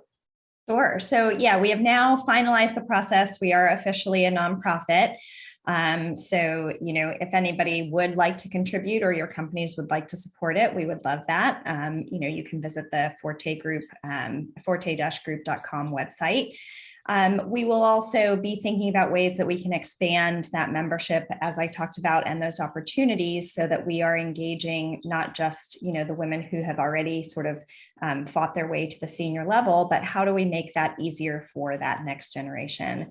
I think there is not for many groups, there's the belief of, well, I suffered, so, you should suffer too, right? We're not the Navy SEALs. We're not going through camp like. We've said, okay, great. We've suffered, so let's make it better for those who come after us, and let's figure out how we utilize those same kinds of networking opportunities that have benefited the majority in the past. Like I say, small but mighty. Let's figure out how we use those to our advantage going forward. And how do we think about, how do we cultivate that and make sure that, the people who are, Jody, to your point, not even reviewing the resumes, but also writing the job descriptions, are writing them with diversity in mind. And they are writing them so that they, value those kinds of things. We went to Israel a few years ago, and our tour guide said, so in Israel, all the checkpoints are manned. They're manned by the military, right? And you drive through and you roll down the window and you answer a few questions to typically the woman holding the, AK-14 or whatever it is at the checkpoint. And he said, do you notice, what do you notice? And essentially most of the people at the checkpoints were women. And he said, why do you think that is? And of course, my boys were looking at me like, no idea. And I said, is it because women pay more attention to detail? And absolutely. That's amazing.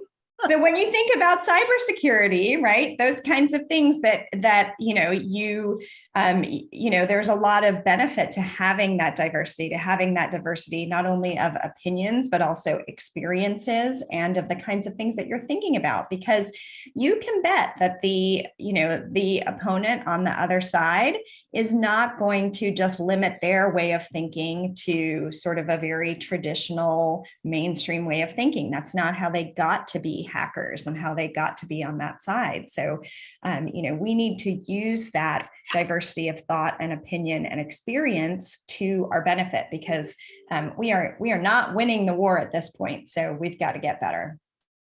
Wow, what a great way to wrap this up. Thank you so much for being with us. This was a really great conversation. It was fascinating meeting and speaking with you, Zenobia. I really enjoyed it. Thank you so much for having me. It was great. And we're going to keep in touch, and we're going to watch what you guys are doing. I'm sure you're going to do some great stuff. That's super exciting. Awesome. Well, thank you so much for your support. We really appreciate it. Well, thanks everybody for tuning in to another episode of Techstrong Women. We'll be back in a couple of weeks, so please tune in. And every day, tune into techstrong.tv.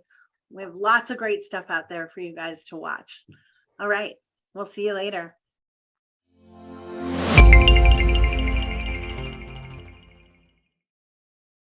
Looking for a live conference focused on the tools, technologies, and practices most important to your business? Innotech conferences are live one-day business and technology conferences highlighting the latest in trends for IT leaders, developers, and IT professionals. Each event combines education, innovation, peer-to-peer networking, and the latest technology and business solutions for a diverse IT-focused audience.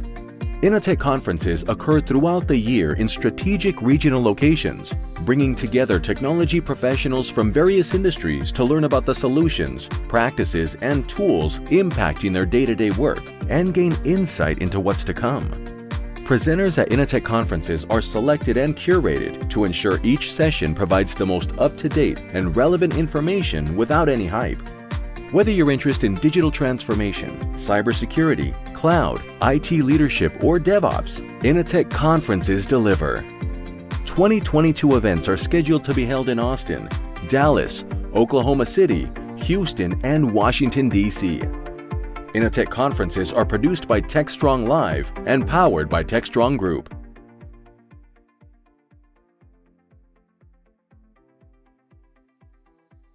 Hey everybody, happy Thursday. Cody J. Brown here with some more upcoming programs happening next week at Techstrong Learning.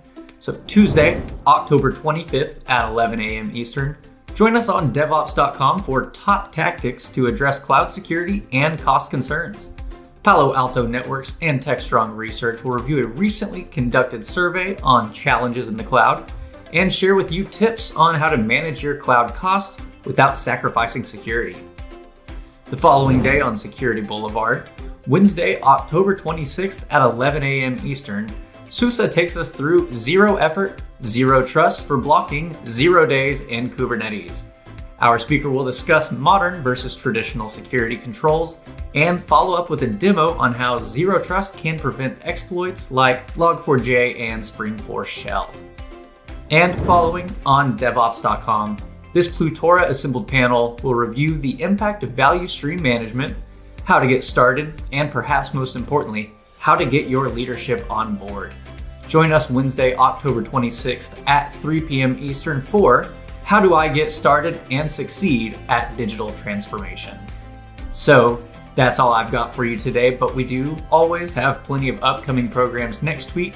And if you just can't wait until then, feel free to look through our catalog at devops.com/webinars, and we do have plenty of on-demand programs there waiting for you. Have a great weekend, everyone. Previously on Engineering the Change. It's kind of like being on a football team. You got to make cuts to the roster, right? But we got to take it down to 3 finalists. Her essay was one of the best essays I've ever read in the 3 or 4 times we've done this. Yeah. So, she's in. Yeah. But there was, to me, Carly epitomizes why we do this. I give extra bonus points to people who can write well and can express themselves, and Donald did express himself. All right, so let's go through this then. Stephanie Sanchez, Donald Bazil, and Carly Duvel are our 3 finalists for this cohort's Engineering the Change Scholarship.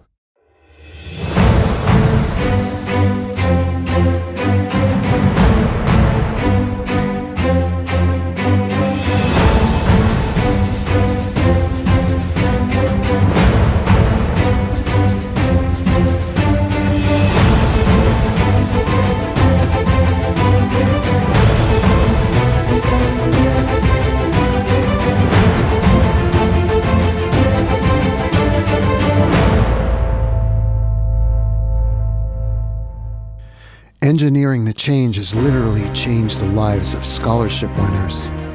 Here are our past recipients. My name is Victoria Roas. I am an immigrant from Brazil. I came to this country when I was 10 years old. My name is Drew Johnson. I'm a full-stack software engineer. My name is Alina Maluk. I'm from Ukraine. I'm the winner of scholarship from 2 cohorts before me. The Engineering of Change scholarship that I won last year was life-changing. I really poured my soul and told my story to them, and a few weeks later I got a call from Alan, and it was, I even cried on the phone, I think. And it was like a life-changing moment. The program at Bocacot was amazing. It was easy for me with zero experience to learn the fundamentals of software development. My career has completely changed from barely being able to hold down a job to now being sought after by some of the biggest tech companies in the world. Boca Code has built me up. I got a job at hot fintech software company at the day of graduation. I think that becoming a software engineer has been one of the most rewarding things in my life. I am Carly Duberval, mother of 2 amazing children. I have a bachelor degree in accounting. My name is Donald Brazil. I was born in Haiti. I was raised in Fort Lauderdale, Florida. Growing up, I've always been interested in technology. Hi, my name is Stephanie. I'm originally from Haiti.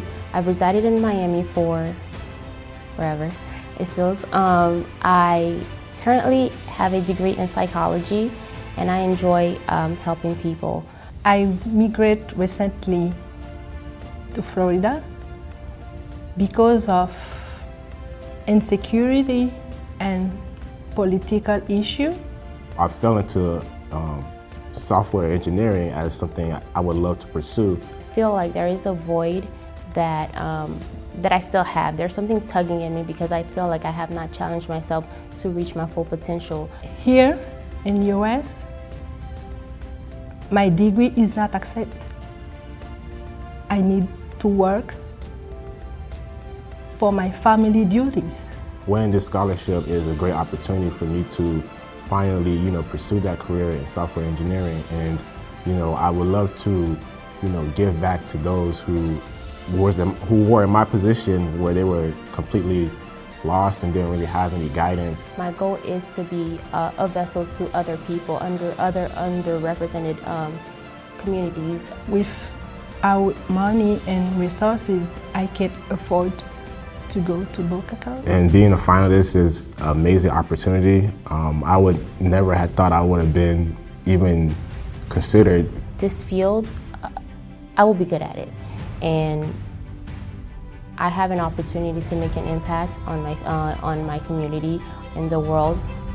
If I won this scholarship, I will share my knowledge with other Black women, immigrants who share my faith.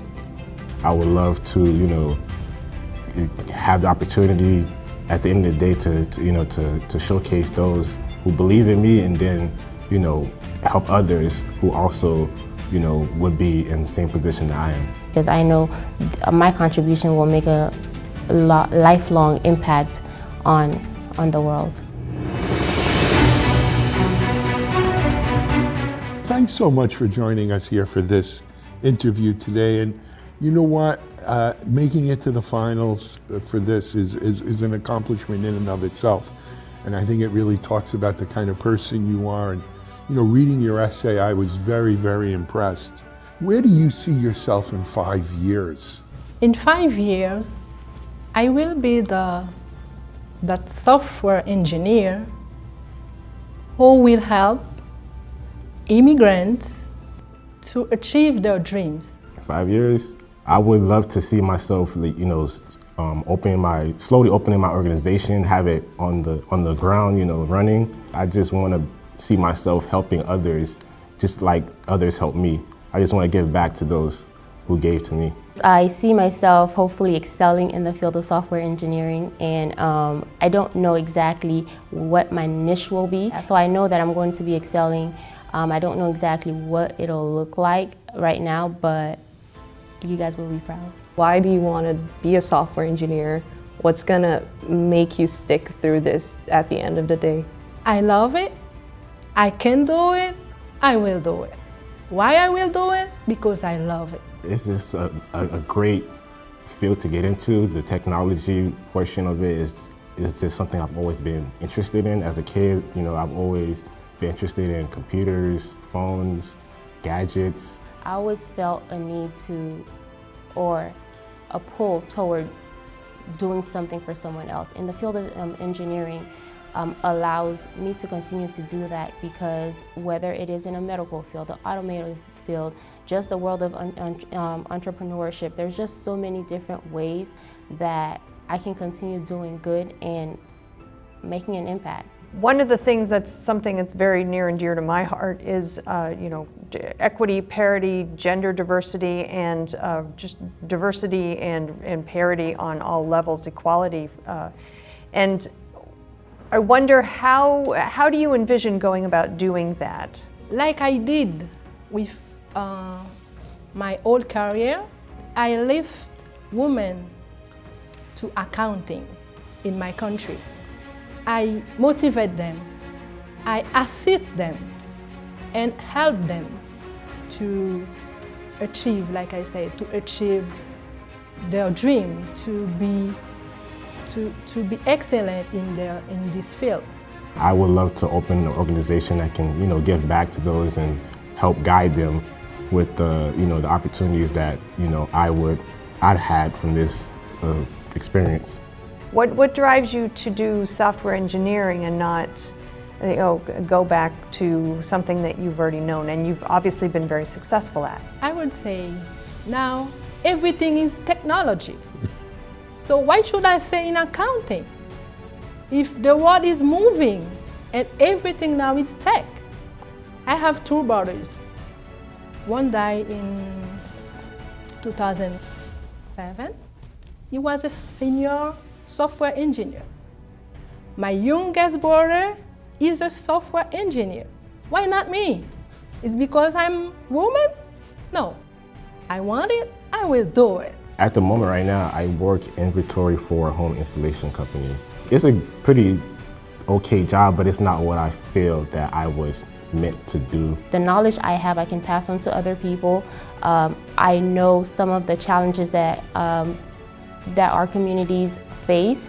So with my knowledge and my mentorship, whether it's mentoring one person or just a group of people, exposing them to this field and to just other fields that exist where there's more to life than just what is in front of us. And I believe that I can be a bridge in that gap. How do you feel like the scholarship is gonna do to you? Like, why is it important for you to win this? I will share my knowledge with people, with women or immigrants, and use my knowledge to help them. This scholarship is giving me that opportunity to show the world that, I can do great things. So this scholarship would definitely assist me in changing the trajectory of my life and hopefully where I can continue this same legacy in helping other people as well. Your essay was amazing. Your answers here today were amazing. You really do represent what engineering the change is all about. Thanks for coming in today, and we can't wait to announce our winners soon.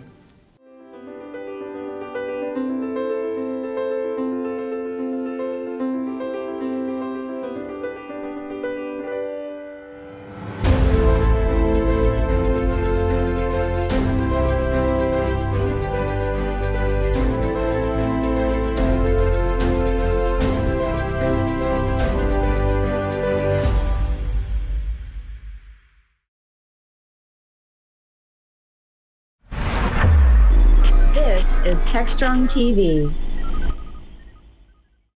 Hi, welcome. I have the great pleasure of being joined by Nadi Davadi. Nadi is SVP of JFrog Security. Welcome. Glad to be talking with you today.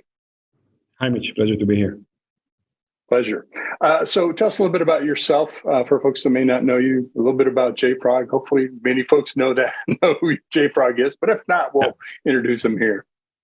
Yeah, so I'm Nadi Davidi. I'm heading the product line of security by JFrog. The role itself is SVP JFrog Security. I came to the company a bit more than a year ago through the acquisition of Vdoo, which is a company that was focused on binary analysis from security point of view. And from our perspective, it's a perfect match because JFrog is all about binaries, starting from the earlier stage of binaries all the way to production. And as time goes by, it is being spread more to the left and more to the right in terms of how to cover the entire end-to-end journey of the software from the moment it is being coded all the way it is being pushed into production. And we are actually our division is to create the layer of security across this entire end-to-end story, not focusing only on shift left or only on production and shift right, but throughout the entire journey of the software, of the liquid software story, to make sure that in all of the great critical junctions, security is being implied properly. I think that's a super important point, which is it isn't just about any individual point in the process. It's about the whole process, because all of that, of course, can introduce security issues, intended or unintended, depending on if you're the hacker. You have some great news, some exciting news. Tell us about what you're announcing. Yeah, so we are announcing the new offering of JFrog. We call it the Advanced Security Package. This is a new package that we provide on top of the X-ray capabilities, and this is not the last package that we are about to announce in the sooner future. When the idea is to gradually expand from the software composition analysis focus and software bill of material focus to what we perceive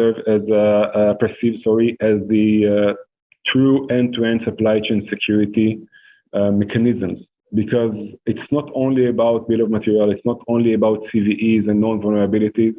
There are so many other things that are not clearly defined by regulators. They are implied by regulators. They call them, for example, in the new 7900 bill, they call them defects of security, not vulnerabilities. And there are so many defects. I mean, secrets that are being kept in the binaries and can be utilized by the attacker, bad configuration that can lead to exploitation remotely or locally. Even just the way the container is being is running on a given system.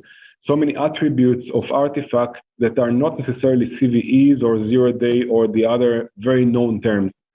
And what we come with in advanced security is exactly the aggregation of engines and scanners that should cover these many unknowns, these many not so well-defined categories. Now, we clearly gave them names.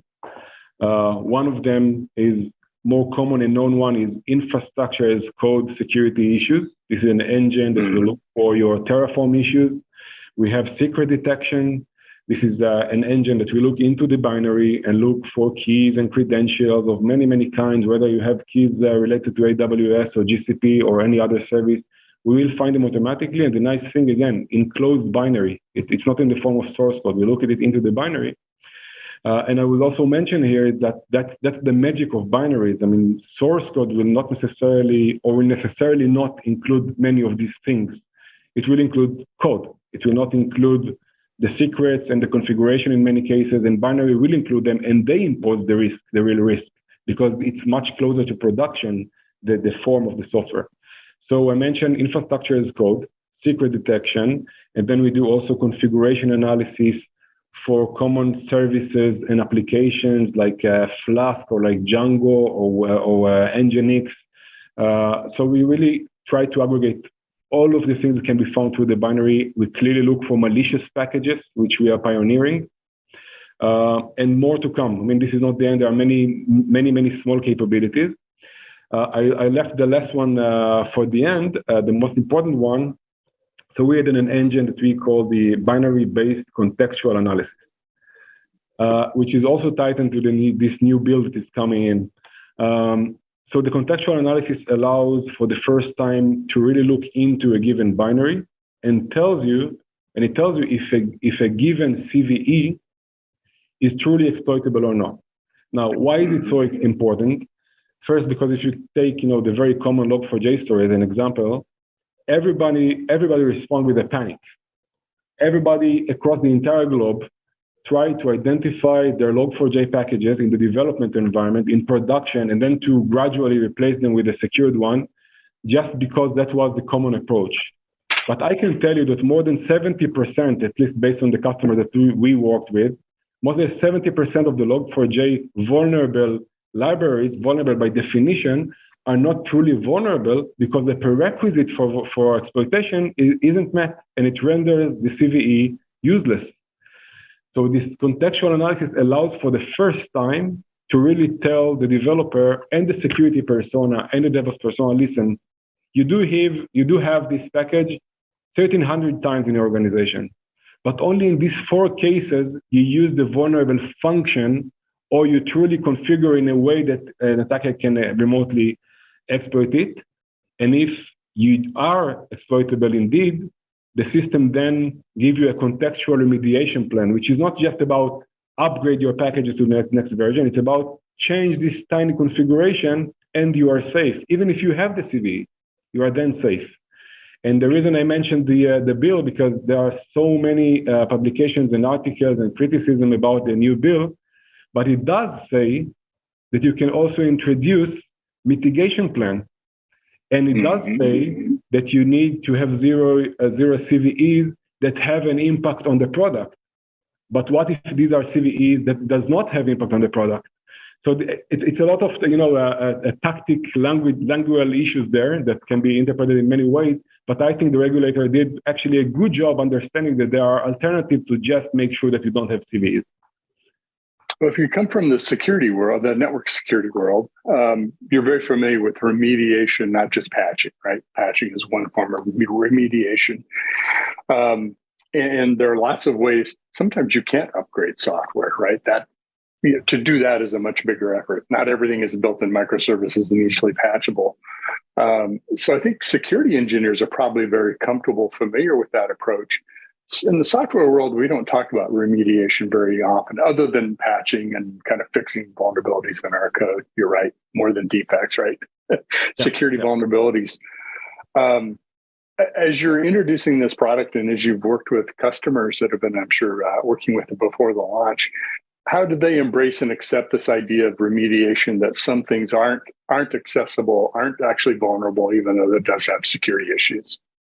Yeah, so it takes time to digest. I mean, it's a matter of building a trust in the product that they use and see the effectiveness of it. The way we help the customer understand they can trust the recommendation is by providing the digital evidence. Actually, I mean, if we prove to all three personas, to the security leader, to the DevOps leader, and to the developer, that something has to be fixed or shouldn't be fixed because it just takes time and have zero impact on security, and redirect him or her to the specific evidence showing a specific path with a specific configuration file or a specific function which is vulnerable, this makes especially the developers very happy, because now they can go back to the security persona and say, listen, I really don't need to fix it. Here, I have the proof. Or the security persona saying to them, here, I have the proof that you have to fix it.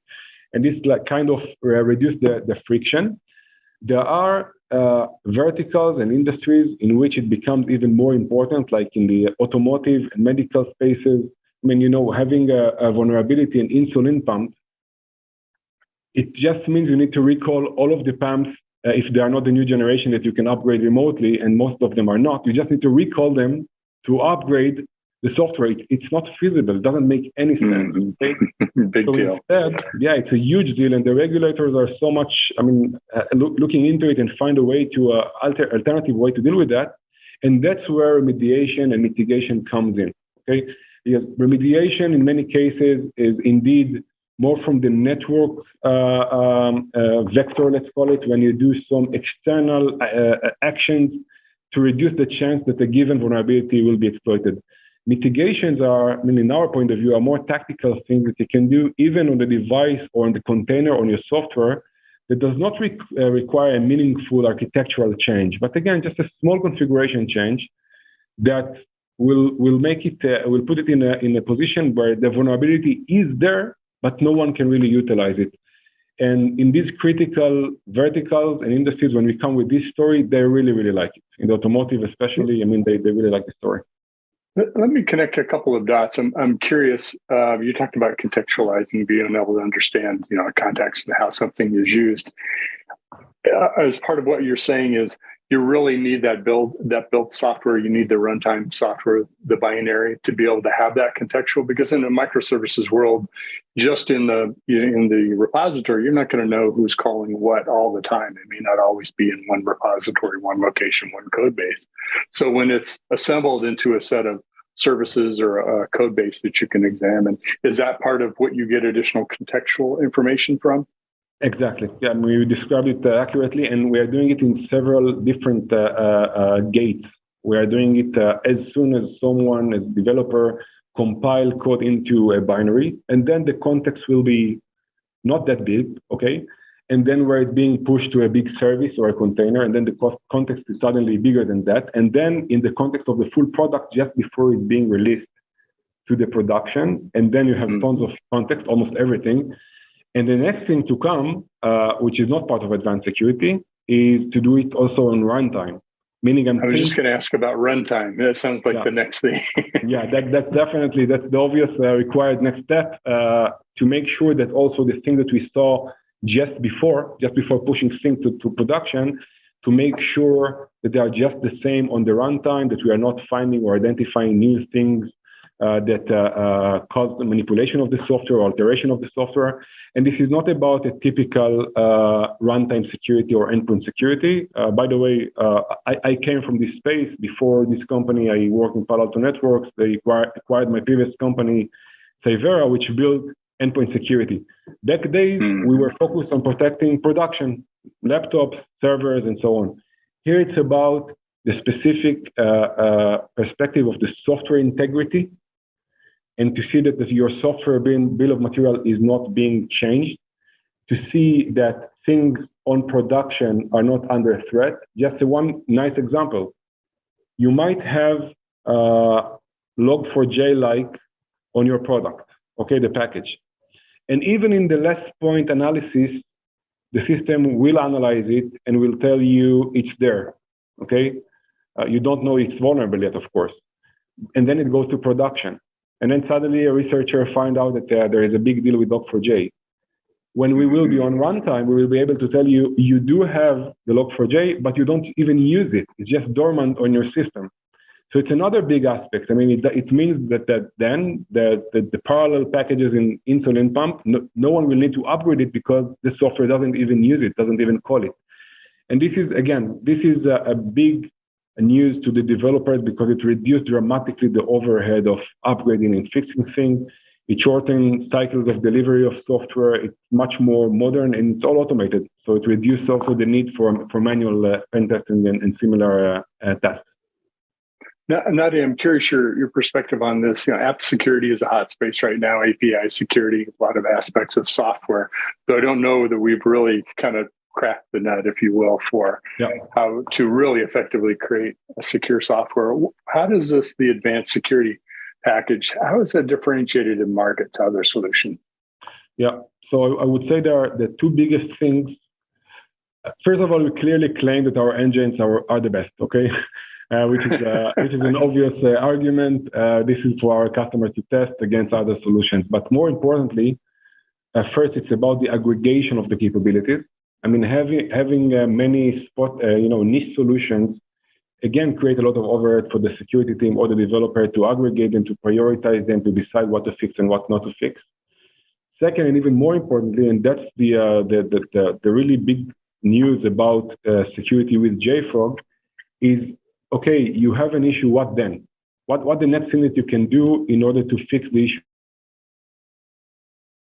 or to mitigate it across your entire development environment? And with Artifactory, it's almost the only way to say, okay, I have Spring Shell, let's find it with a click of a button across my entire repositories, let's update it and send it to the field through distribution, JFrog distribution, or to devices through JFrog Connect. And then not, saving this cycle of 2, 3, 7 weeks of just identifying your software and starting to pushing it to the field. And this is only one use case. I mean, this ability to first prevent things from even coming in using Artifactory as a gateway, you cannot do that if you don't have Artifactory. I mean, you can have a great scanners, but you need something to aggregate all of your software assets to be the Bible of your organization, the software Bible of your organization. So this is before things coming in. And then after things are going through the journey of software to the field, if something that happens and you want to retrospectively respond to an event, again, with one button of a click, you look through this information and you can take an action. So first, aggregation of the security capabilities in one place. And second, of course, being part of a platform, a DevOps platform, which also allows you to take the action. Perfect. And that's one of the advantages of kind of a platform starting with Artifactory for keeping your artifacts in a place where you can start that process at the beginning. So I assume you have a place that folks can go check this out, maybe some hands-on working with it in a maybe sandbox environment, something like that. Yeah, so in our website, in the jfrog.com, you can easily subscribe to the sandbox and get immediately on the spot your credentials and start playing with it and understand how does it work. We also have a beta program for players that would like to start, give us a feedback before we officially launch it. And then other than that, you can also use the free trial and the sorry, I'll stop here because I'm not sure what will be by then on the October 11th, if we'll allow it for free or not. Okay. But yes, you can easily access it. And I also encourage everyone to read our security blog post, research.jfrog.com, which is the real enabler for everything I just described, because everything that we build is being supported by tens of vulnerability researchers, the biggest team group here in Israel of researchers, and one of the best out there, that all day long analyzing CVEs to build these applicability scanners to know if your CVE is applicable or not. All day long, they are scanning repositories, public ones, to find malicious packages. They found more than 2,000 so far. And all of this information is being pushed to the platform so our customers can enjoy it on the spot. So everything is accessible through our website, and I welcome everyone to check it. Fantastic. Well, congratulations on the launch, and excited to see folks get their hands on this and get some use of it. I'm sure the security teams will be happy too when the developers bringing information to them about the CVEs that they've either mitigated or resolved. And it's nice to kind of bring that together. So again, congratulations, Nadi Davidi, who's SVP Research Security with JFrog. Thanks for joining us today. Thank you so much.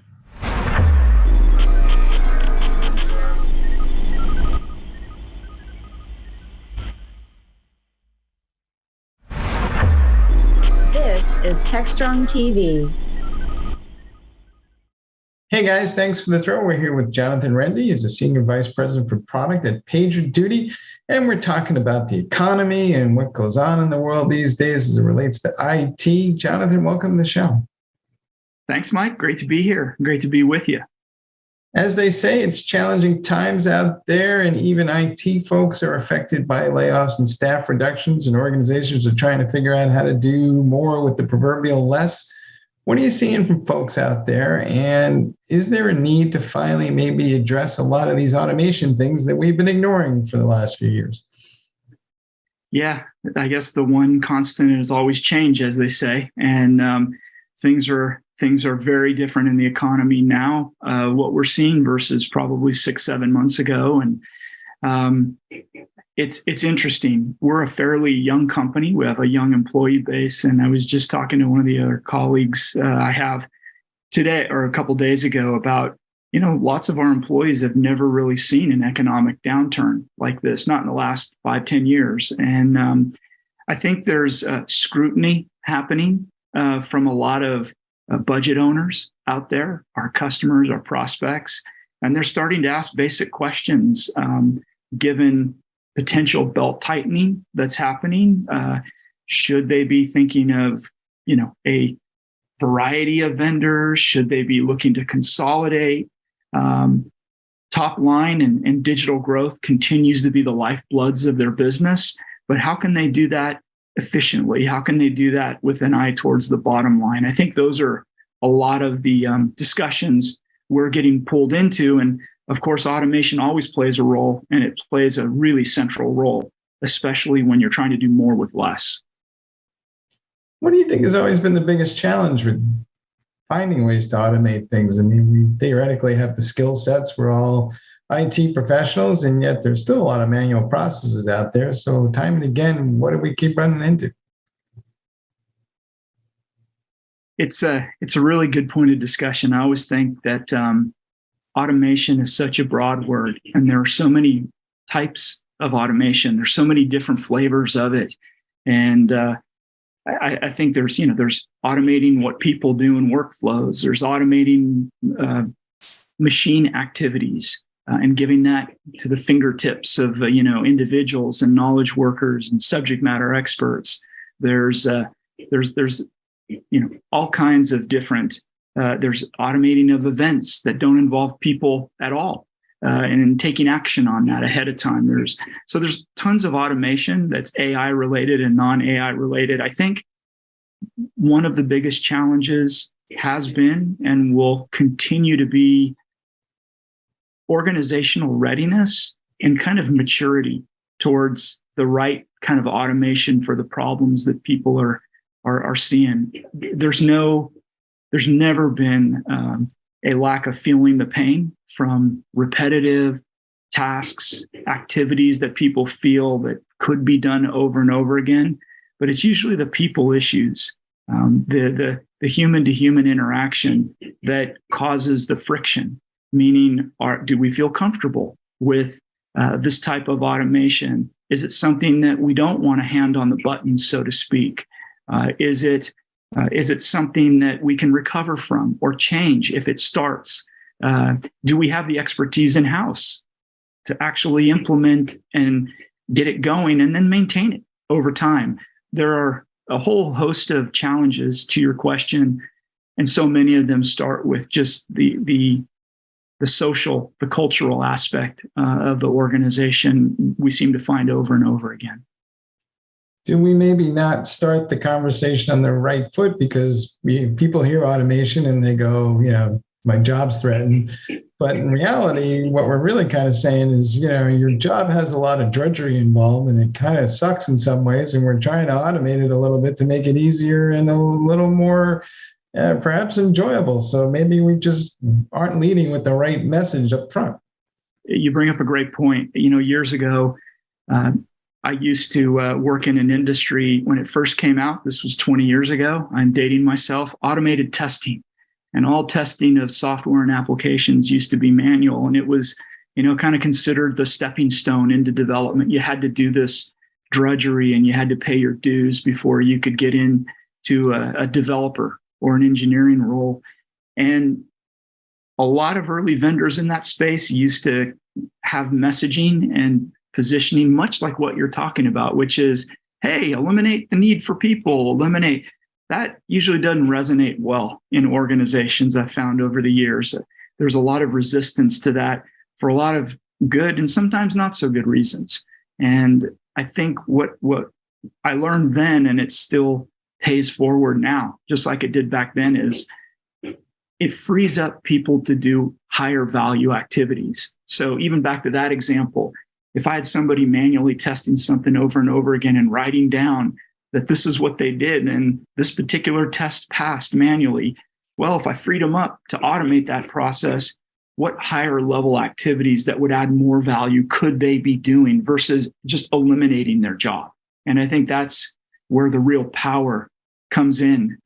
We talk about two modes in automation at PagerDuty, and one has to do with fully automatic, almost like a robot taking over. And that's a very mature and oftentimes challenging objective to get to.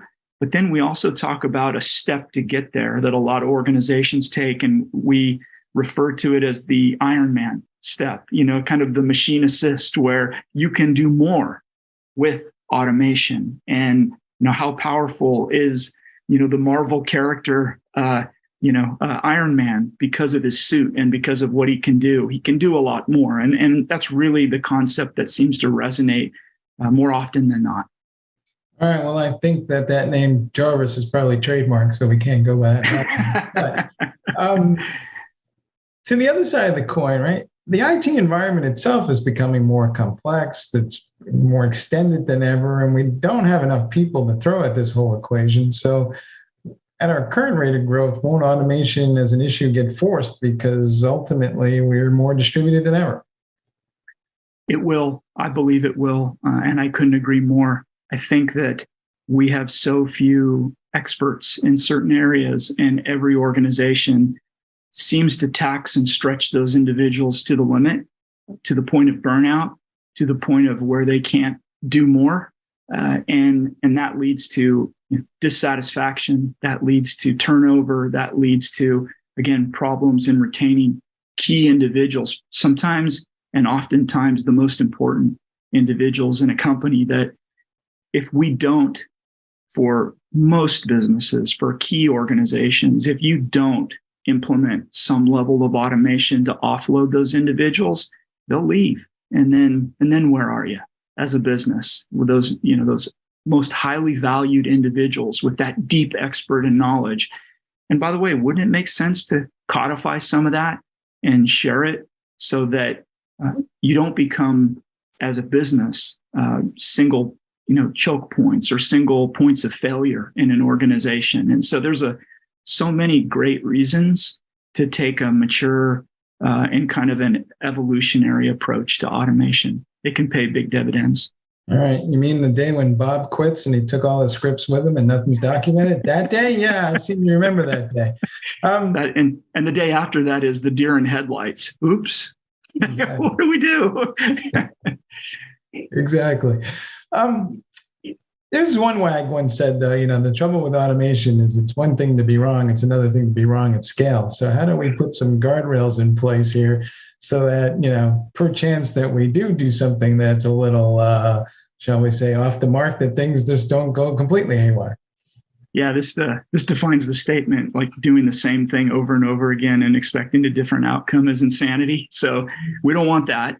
And I think I touched on it a little bit before, this notion of machine assist and people assist, the notion of automating steps to a broader goal. If you think of the concept of runbook automation, which has been around for a long time, or just runbooks, think of it as a set of steps that an individual needs to go through when they're in a kind of a dire situation, a time-sensitive, time-critical situation. They have to walk through each of the steps, and those rules are really important.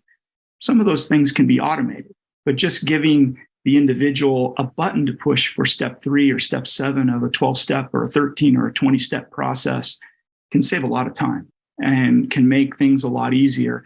So I referenced this before, but this notion of evolving and automating kind of the lowest risk, most tedious, most repetitive tasks first usually show the greatest gains.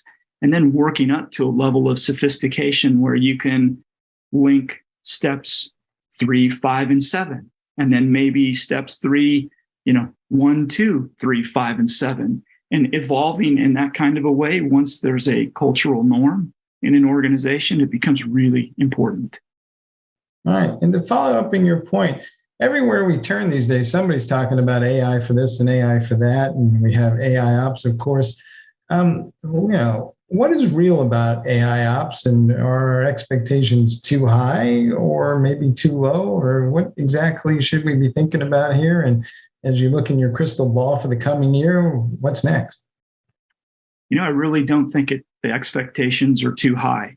And I think there's a lot of great advances that have been made, and I've seen it with many of our customers, the benefits they get from solutions around the space we refer to as AI ops. And there's such a exponential growth of information and data today that making sense of it it's pushing the limits of what's possible. And thereby, if we don't address it in a different approach, like AI ops, looking at the information from a machine point of view and making suggestions that, again, an individual can take action on, good, bad, yes, no, use, not use. It just seems like a wasted opportunity not to look at that as a part of the decision making. Now, again, going back to kind of automation and AI ops, should everything be automated? Well, it depends on what that thing is. And it depends on how much you want to string together and fully pull people out of the loop. And the question I always ask in those situations is, if you want to completely remove individuals, what is the thing what is the work item that we're trying to accomplish? How risky is it? If it's a very low priority, great example is, you think of major disruptions and incidents in an organization, and they're usually ranked from a kind of a priority 0 or a P0 all the way to a P4, which is, it's just kind of a paper cut. Well, wouldn't it make sense to kind of work on those paper cut level first that create interruptions and disruptions to people unnecessarily, versus the P0 or the P1 where, a shopping cart is down during Black Friday on the most important shopping day of the year? Probably, we don't want to take the wrong actions on those kind of things, but there are so many areas that there's low-hanging fruit that just reduce the noise and the toil and the frustration that everyone deals with, that can get great benefits right out of the gate with what we have today. You heard it here first, guys. We're trying to make IT fun again. Hey, Jonathan, thanks for being on the show. Mike, thank you very much. It was a pleasure. All right, back to you guys in the studio.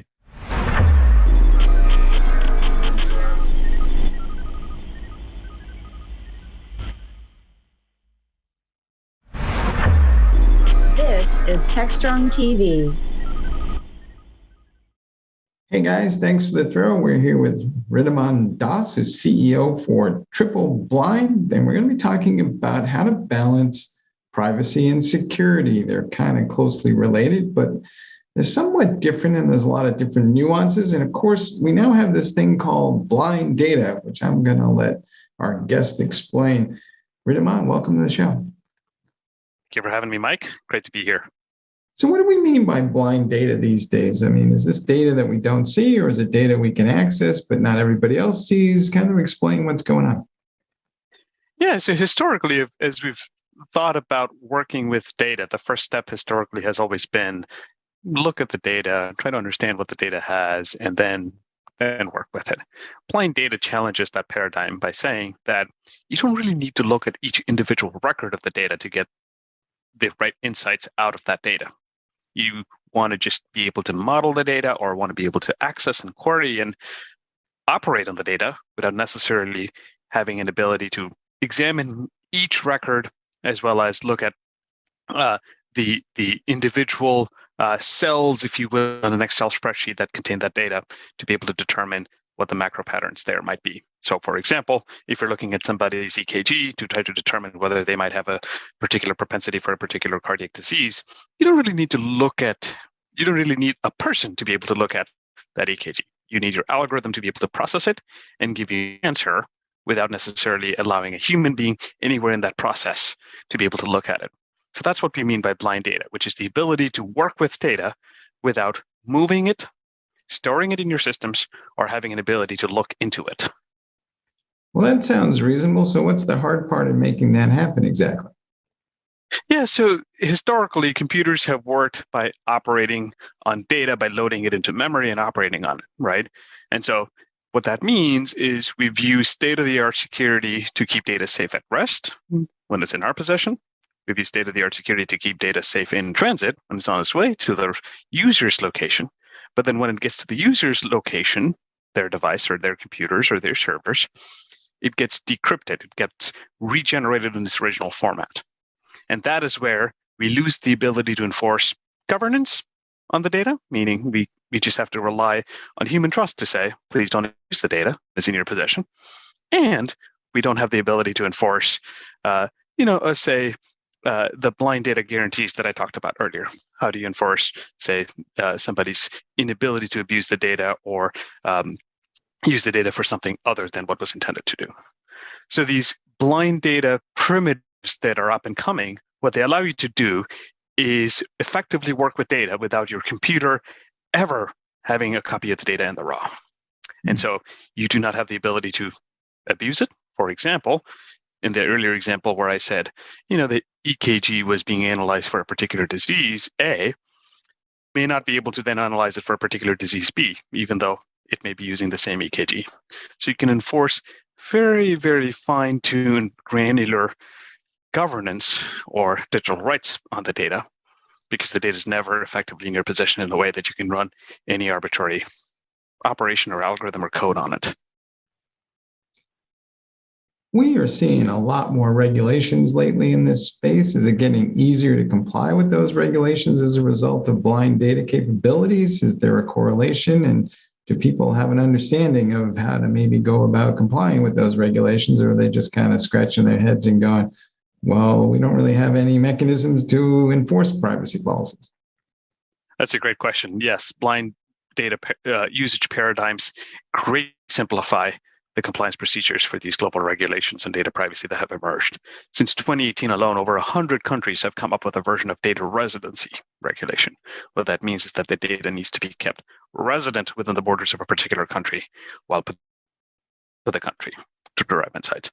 We've also seen Europe strike down the US-EU Privacy Shield, which allowed for certain types of data to be transferred between Europe and the United States. So in the absence of those data transfer schemes that allowed us to effectively a legal safe harbor to be able to process data, techniques like blind data operations on data allow us to use that data in those countries, in those regulatory regimes, without running afoul of the regulations that govern that data. Effectively, what that means, if you remember earlier, I described how the data does not need to be moved or seen or potentially abused as part of an operation when blind data operations are being used. You can effectively mathematically guarantee compliance with those regulations as opposed to needing to rely on compliance in the human best practices form. So you can effectively prove that the data will never be used in a non-compliant way.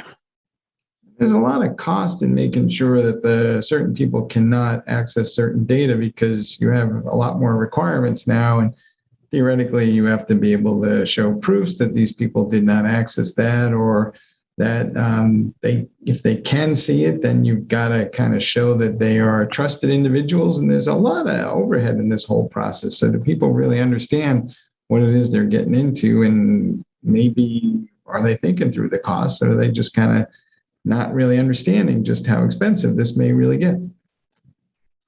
Yeah, I think, at the moment, the industry hasn't coalesced around a particular set of best practices. I think, for example, we see in media and advertising, effectively large systems like Apple and Google play the role of the regulator. Whereas in other industries like healthcare and financial services, governments and certain industry best practices are effectively the regulator.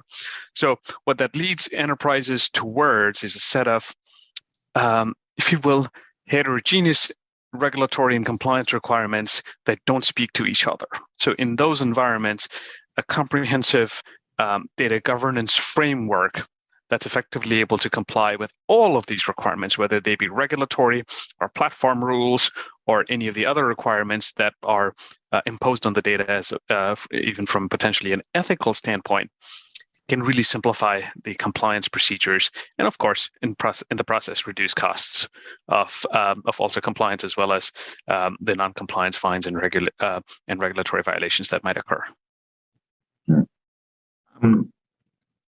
What exactly is going to be the relationship between the security team and the folks in charge of privacy? Are they one and the same, or are they starting to see like two different groups emerge? Good question. We are seeing that a chief data officer is typically working with the privacy officers of an organization to govern, to lead the privacy practice in a particular organization. In that process, the CISO is involved in the process. So the security teams and the security infrastructure teams are involved in the process, but we're starting to see a lot of enterprises go towards having privacy be a distinct focus and practice area in the organization.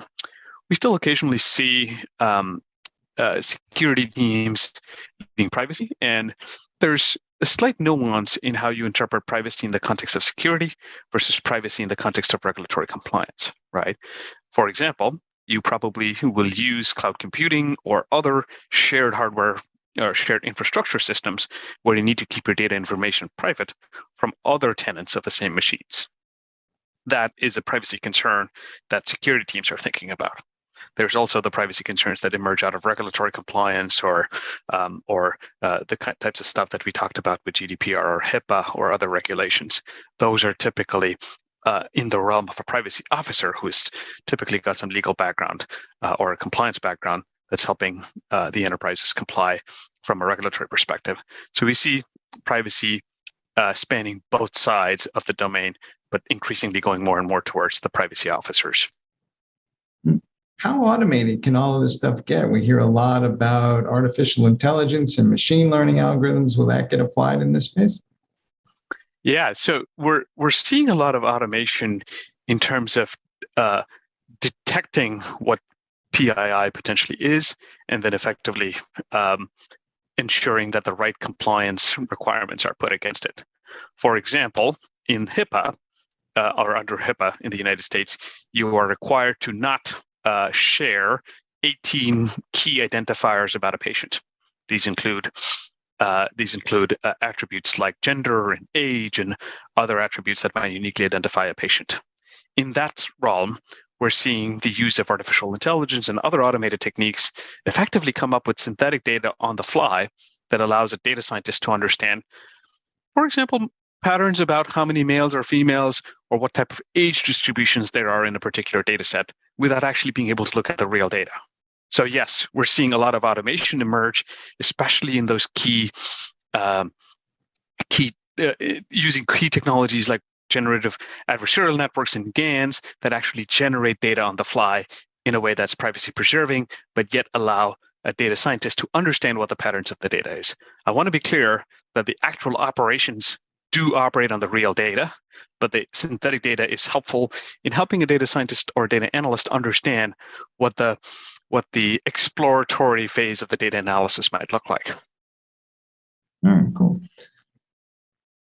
When do you think that we might have in the US a national approach to privacy issues? Because I think one of the problems we're having right now is that we have all these different states and everybody seems to be going down their own path. And before you know it, we'll have these 50 different regulations for 50 different states. And the overhead will be more trouble than the actual task if we just had one national law. So what do you expect? I mean, what's your timeline for when we might see something come out of Congress that a president would sign that we could all say, okay, this is our approach? That's a good question. So as a startup, you typically operate on a time frame that's faster, hopefully, and than the regulatory process. So I'm not waiting with my breath held here as to when a federal privacy statute might emerge. However, I'm hopeful that before, in the middle of this decade, we'll see some kind of overarching privacy guidelines at a federal level that most state statutes can point towards. However, what I think from an enterprise perspective, how we should be thinking about it is while there are 50 states, there's also over 100 countries that will all have their own version of data privacy regulation. And so as we're thinking about potentially using a tool or a framework to govern that data, we should be thinking about a tool that allows the flexibility to adapt as these regulations and regulatory guidelines evolve so that we can stay agile and not make a purchase, for example, or use a particular technique that only works for a particular given regulatory regime. So what's your best advice to folks as they address these issues? Because, a lot of them, frankly, the management of the data is something of a mess, or should they be concentrating on some other aspect of this to get prepared? Yeah, I think the advice I have for folks is to be thinking a couple decades out. Data is an asset. Data has historically been underutilized because it has been confined to the four walls of an organization. Blind data tools and similar privacy innovations allow that data to be used to its fullest potential in a way that data can actually be a revenue generating asset as opposed to just something you keep. I think we've heard for about the last decade that says, oh, we're doing this, but the actual value is in the data, right? And so finally, the tools are here where you don't have to strike a balance between ethics and the utility of that data. And you can actually maximize the utility of the data, whether within the four walls of the organization or outside, in a way that does not run afoul of the ethical concerns on the data, the regulations on the data, or the compliance standards on that data. And so I would be thinking about how do I make data an asset that works for me over the next couple of decades, as opposed to how do I just store data and hope that someday I will, find somebody internal to the organization that can use it. All right, folks, you heard it here. Data may be an asset, but maybe you don't really own it. Maybe you're just being lented for a while and people expect you to be responsible for its usage. Hey, Das, thanks for being on the show. Thanks for having me. All right, back to you guys in the studio.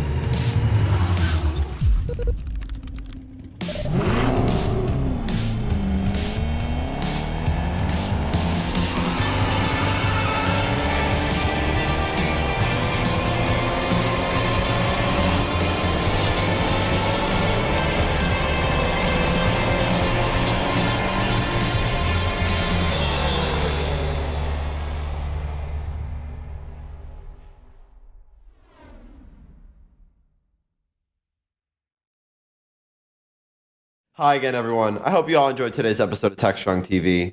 We had a great slate of interviews with industry professionals to give you the latest in the tech world. And alongside our airing of Engineering the Change and Techstrong Women, we had plenty of great content today. We'll be back again on Monday, so we hope to see you then. In the meantime, thank you so much for watching, and I hope you have a wonderful rest of your day. As always, stay strong. Techstrong.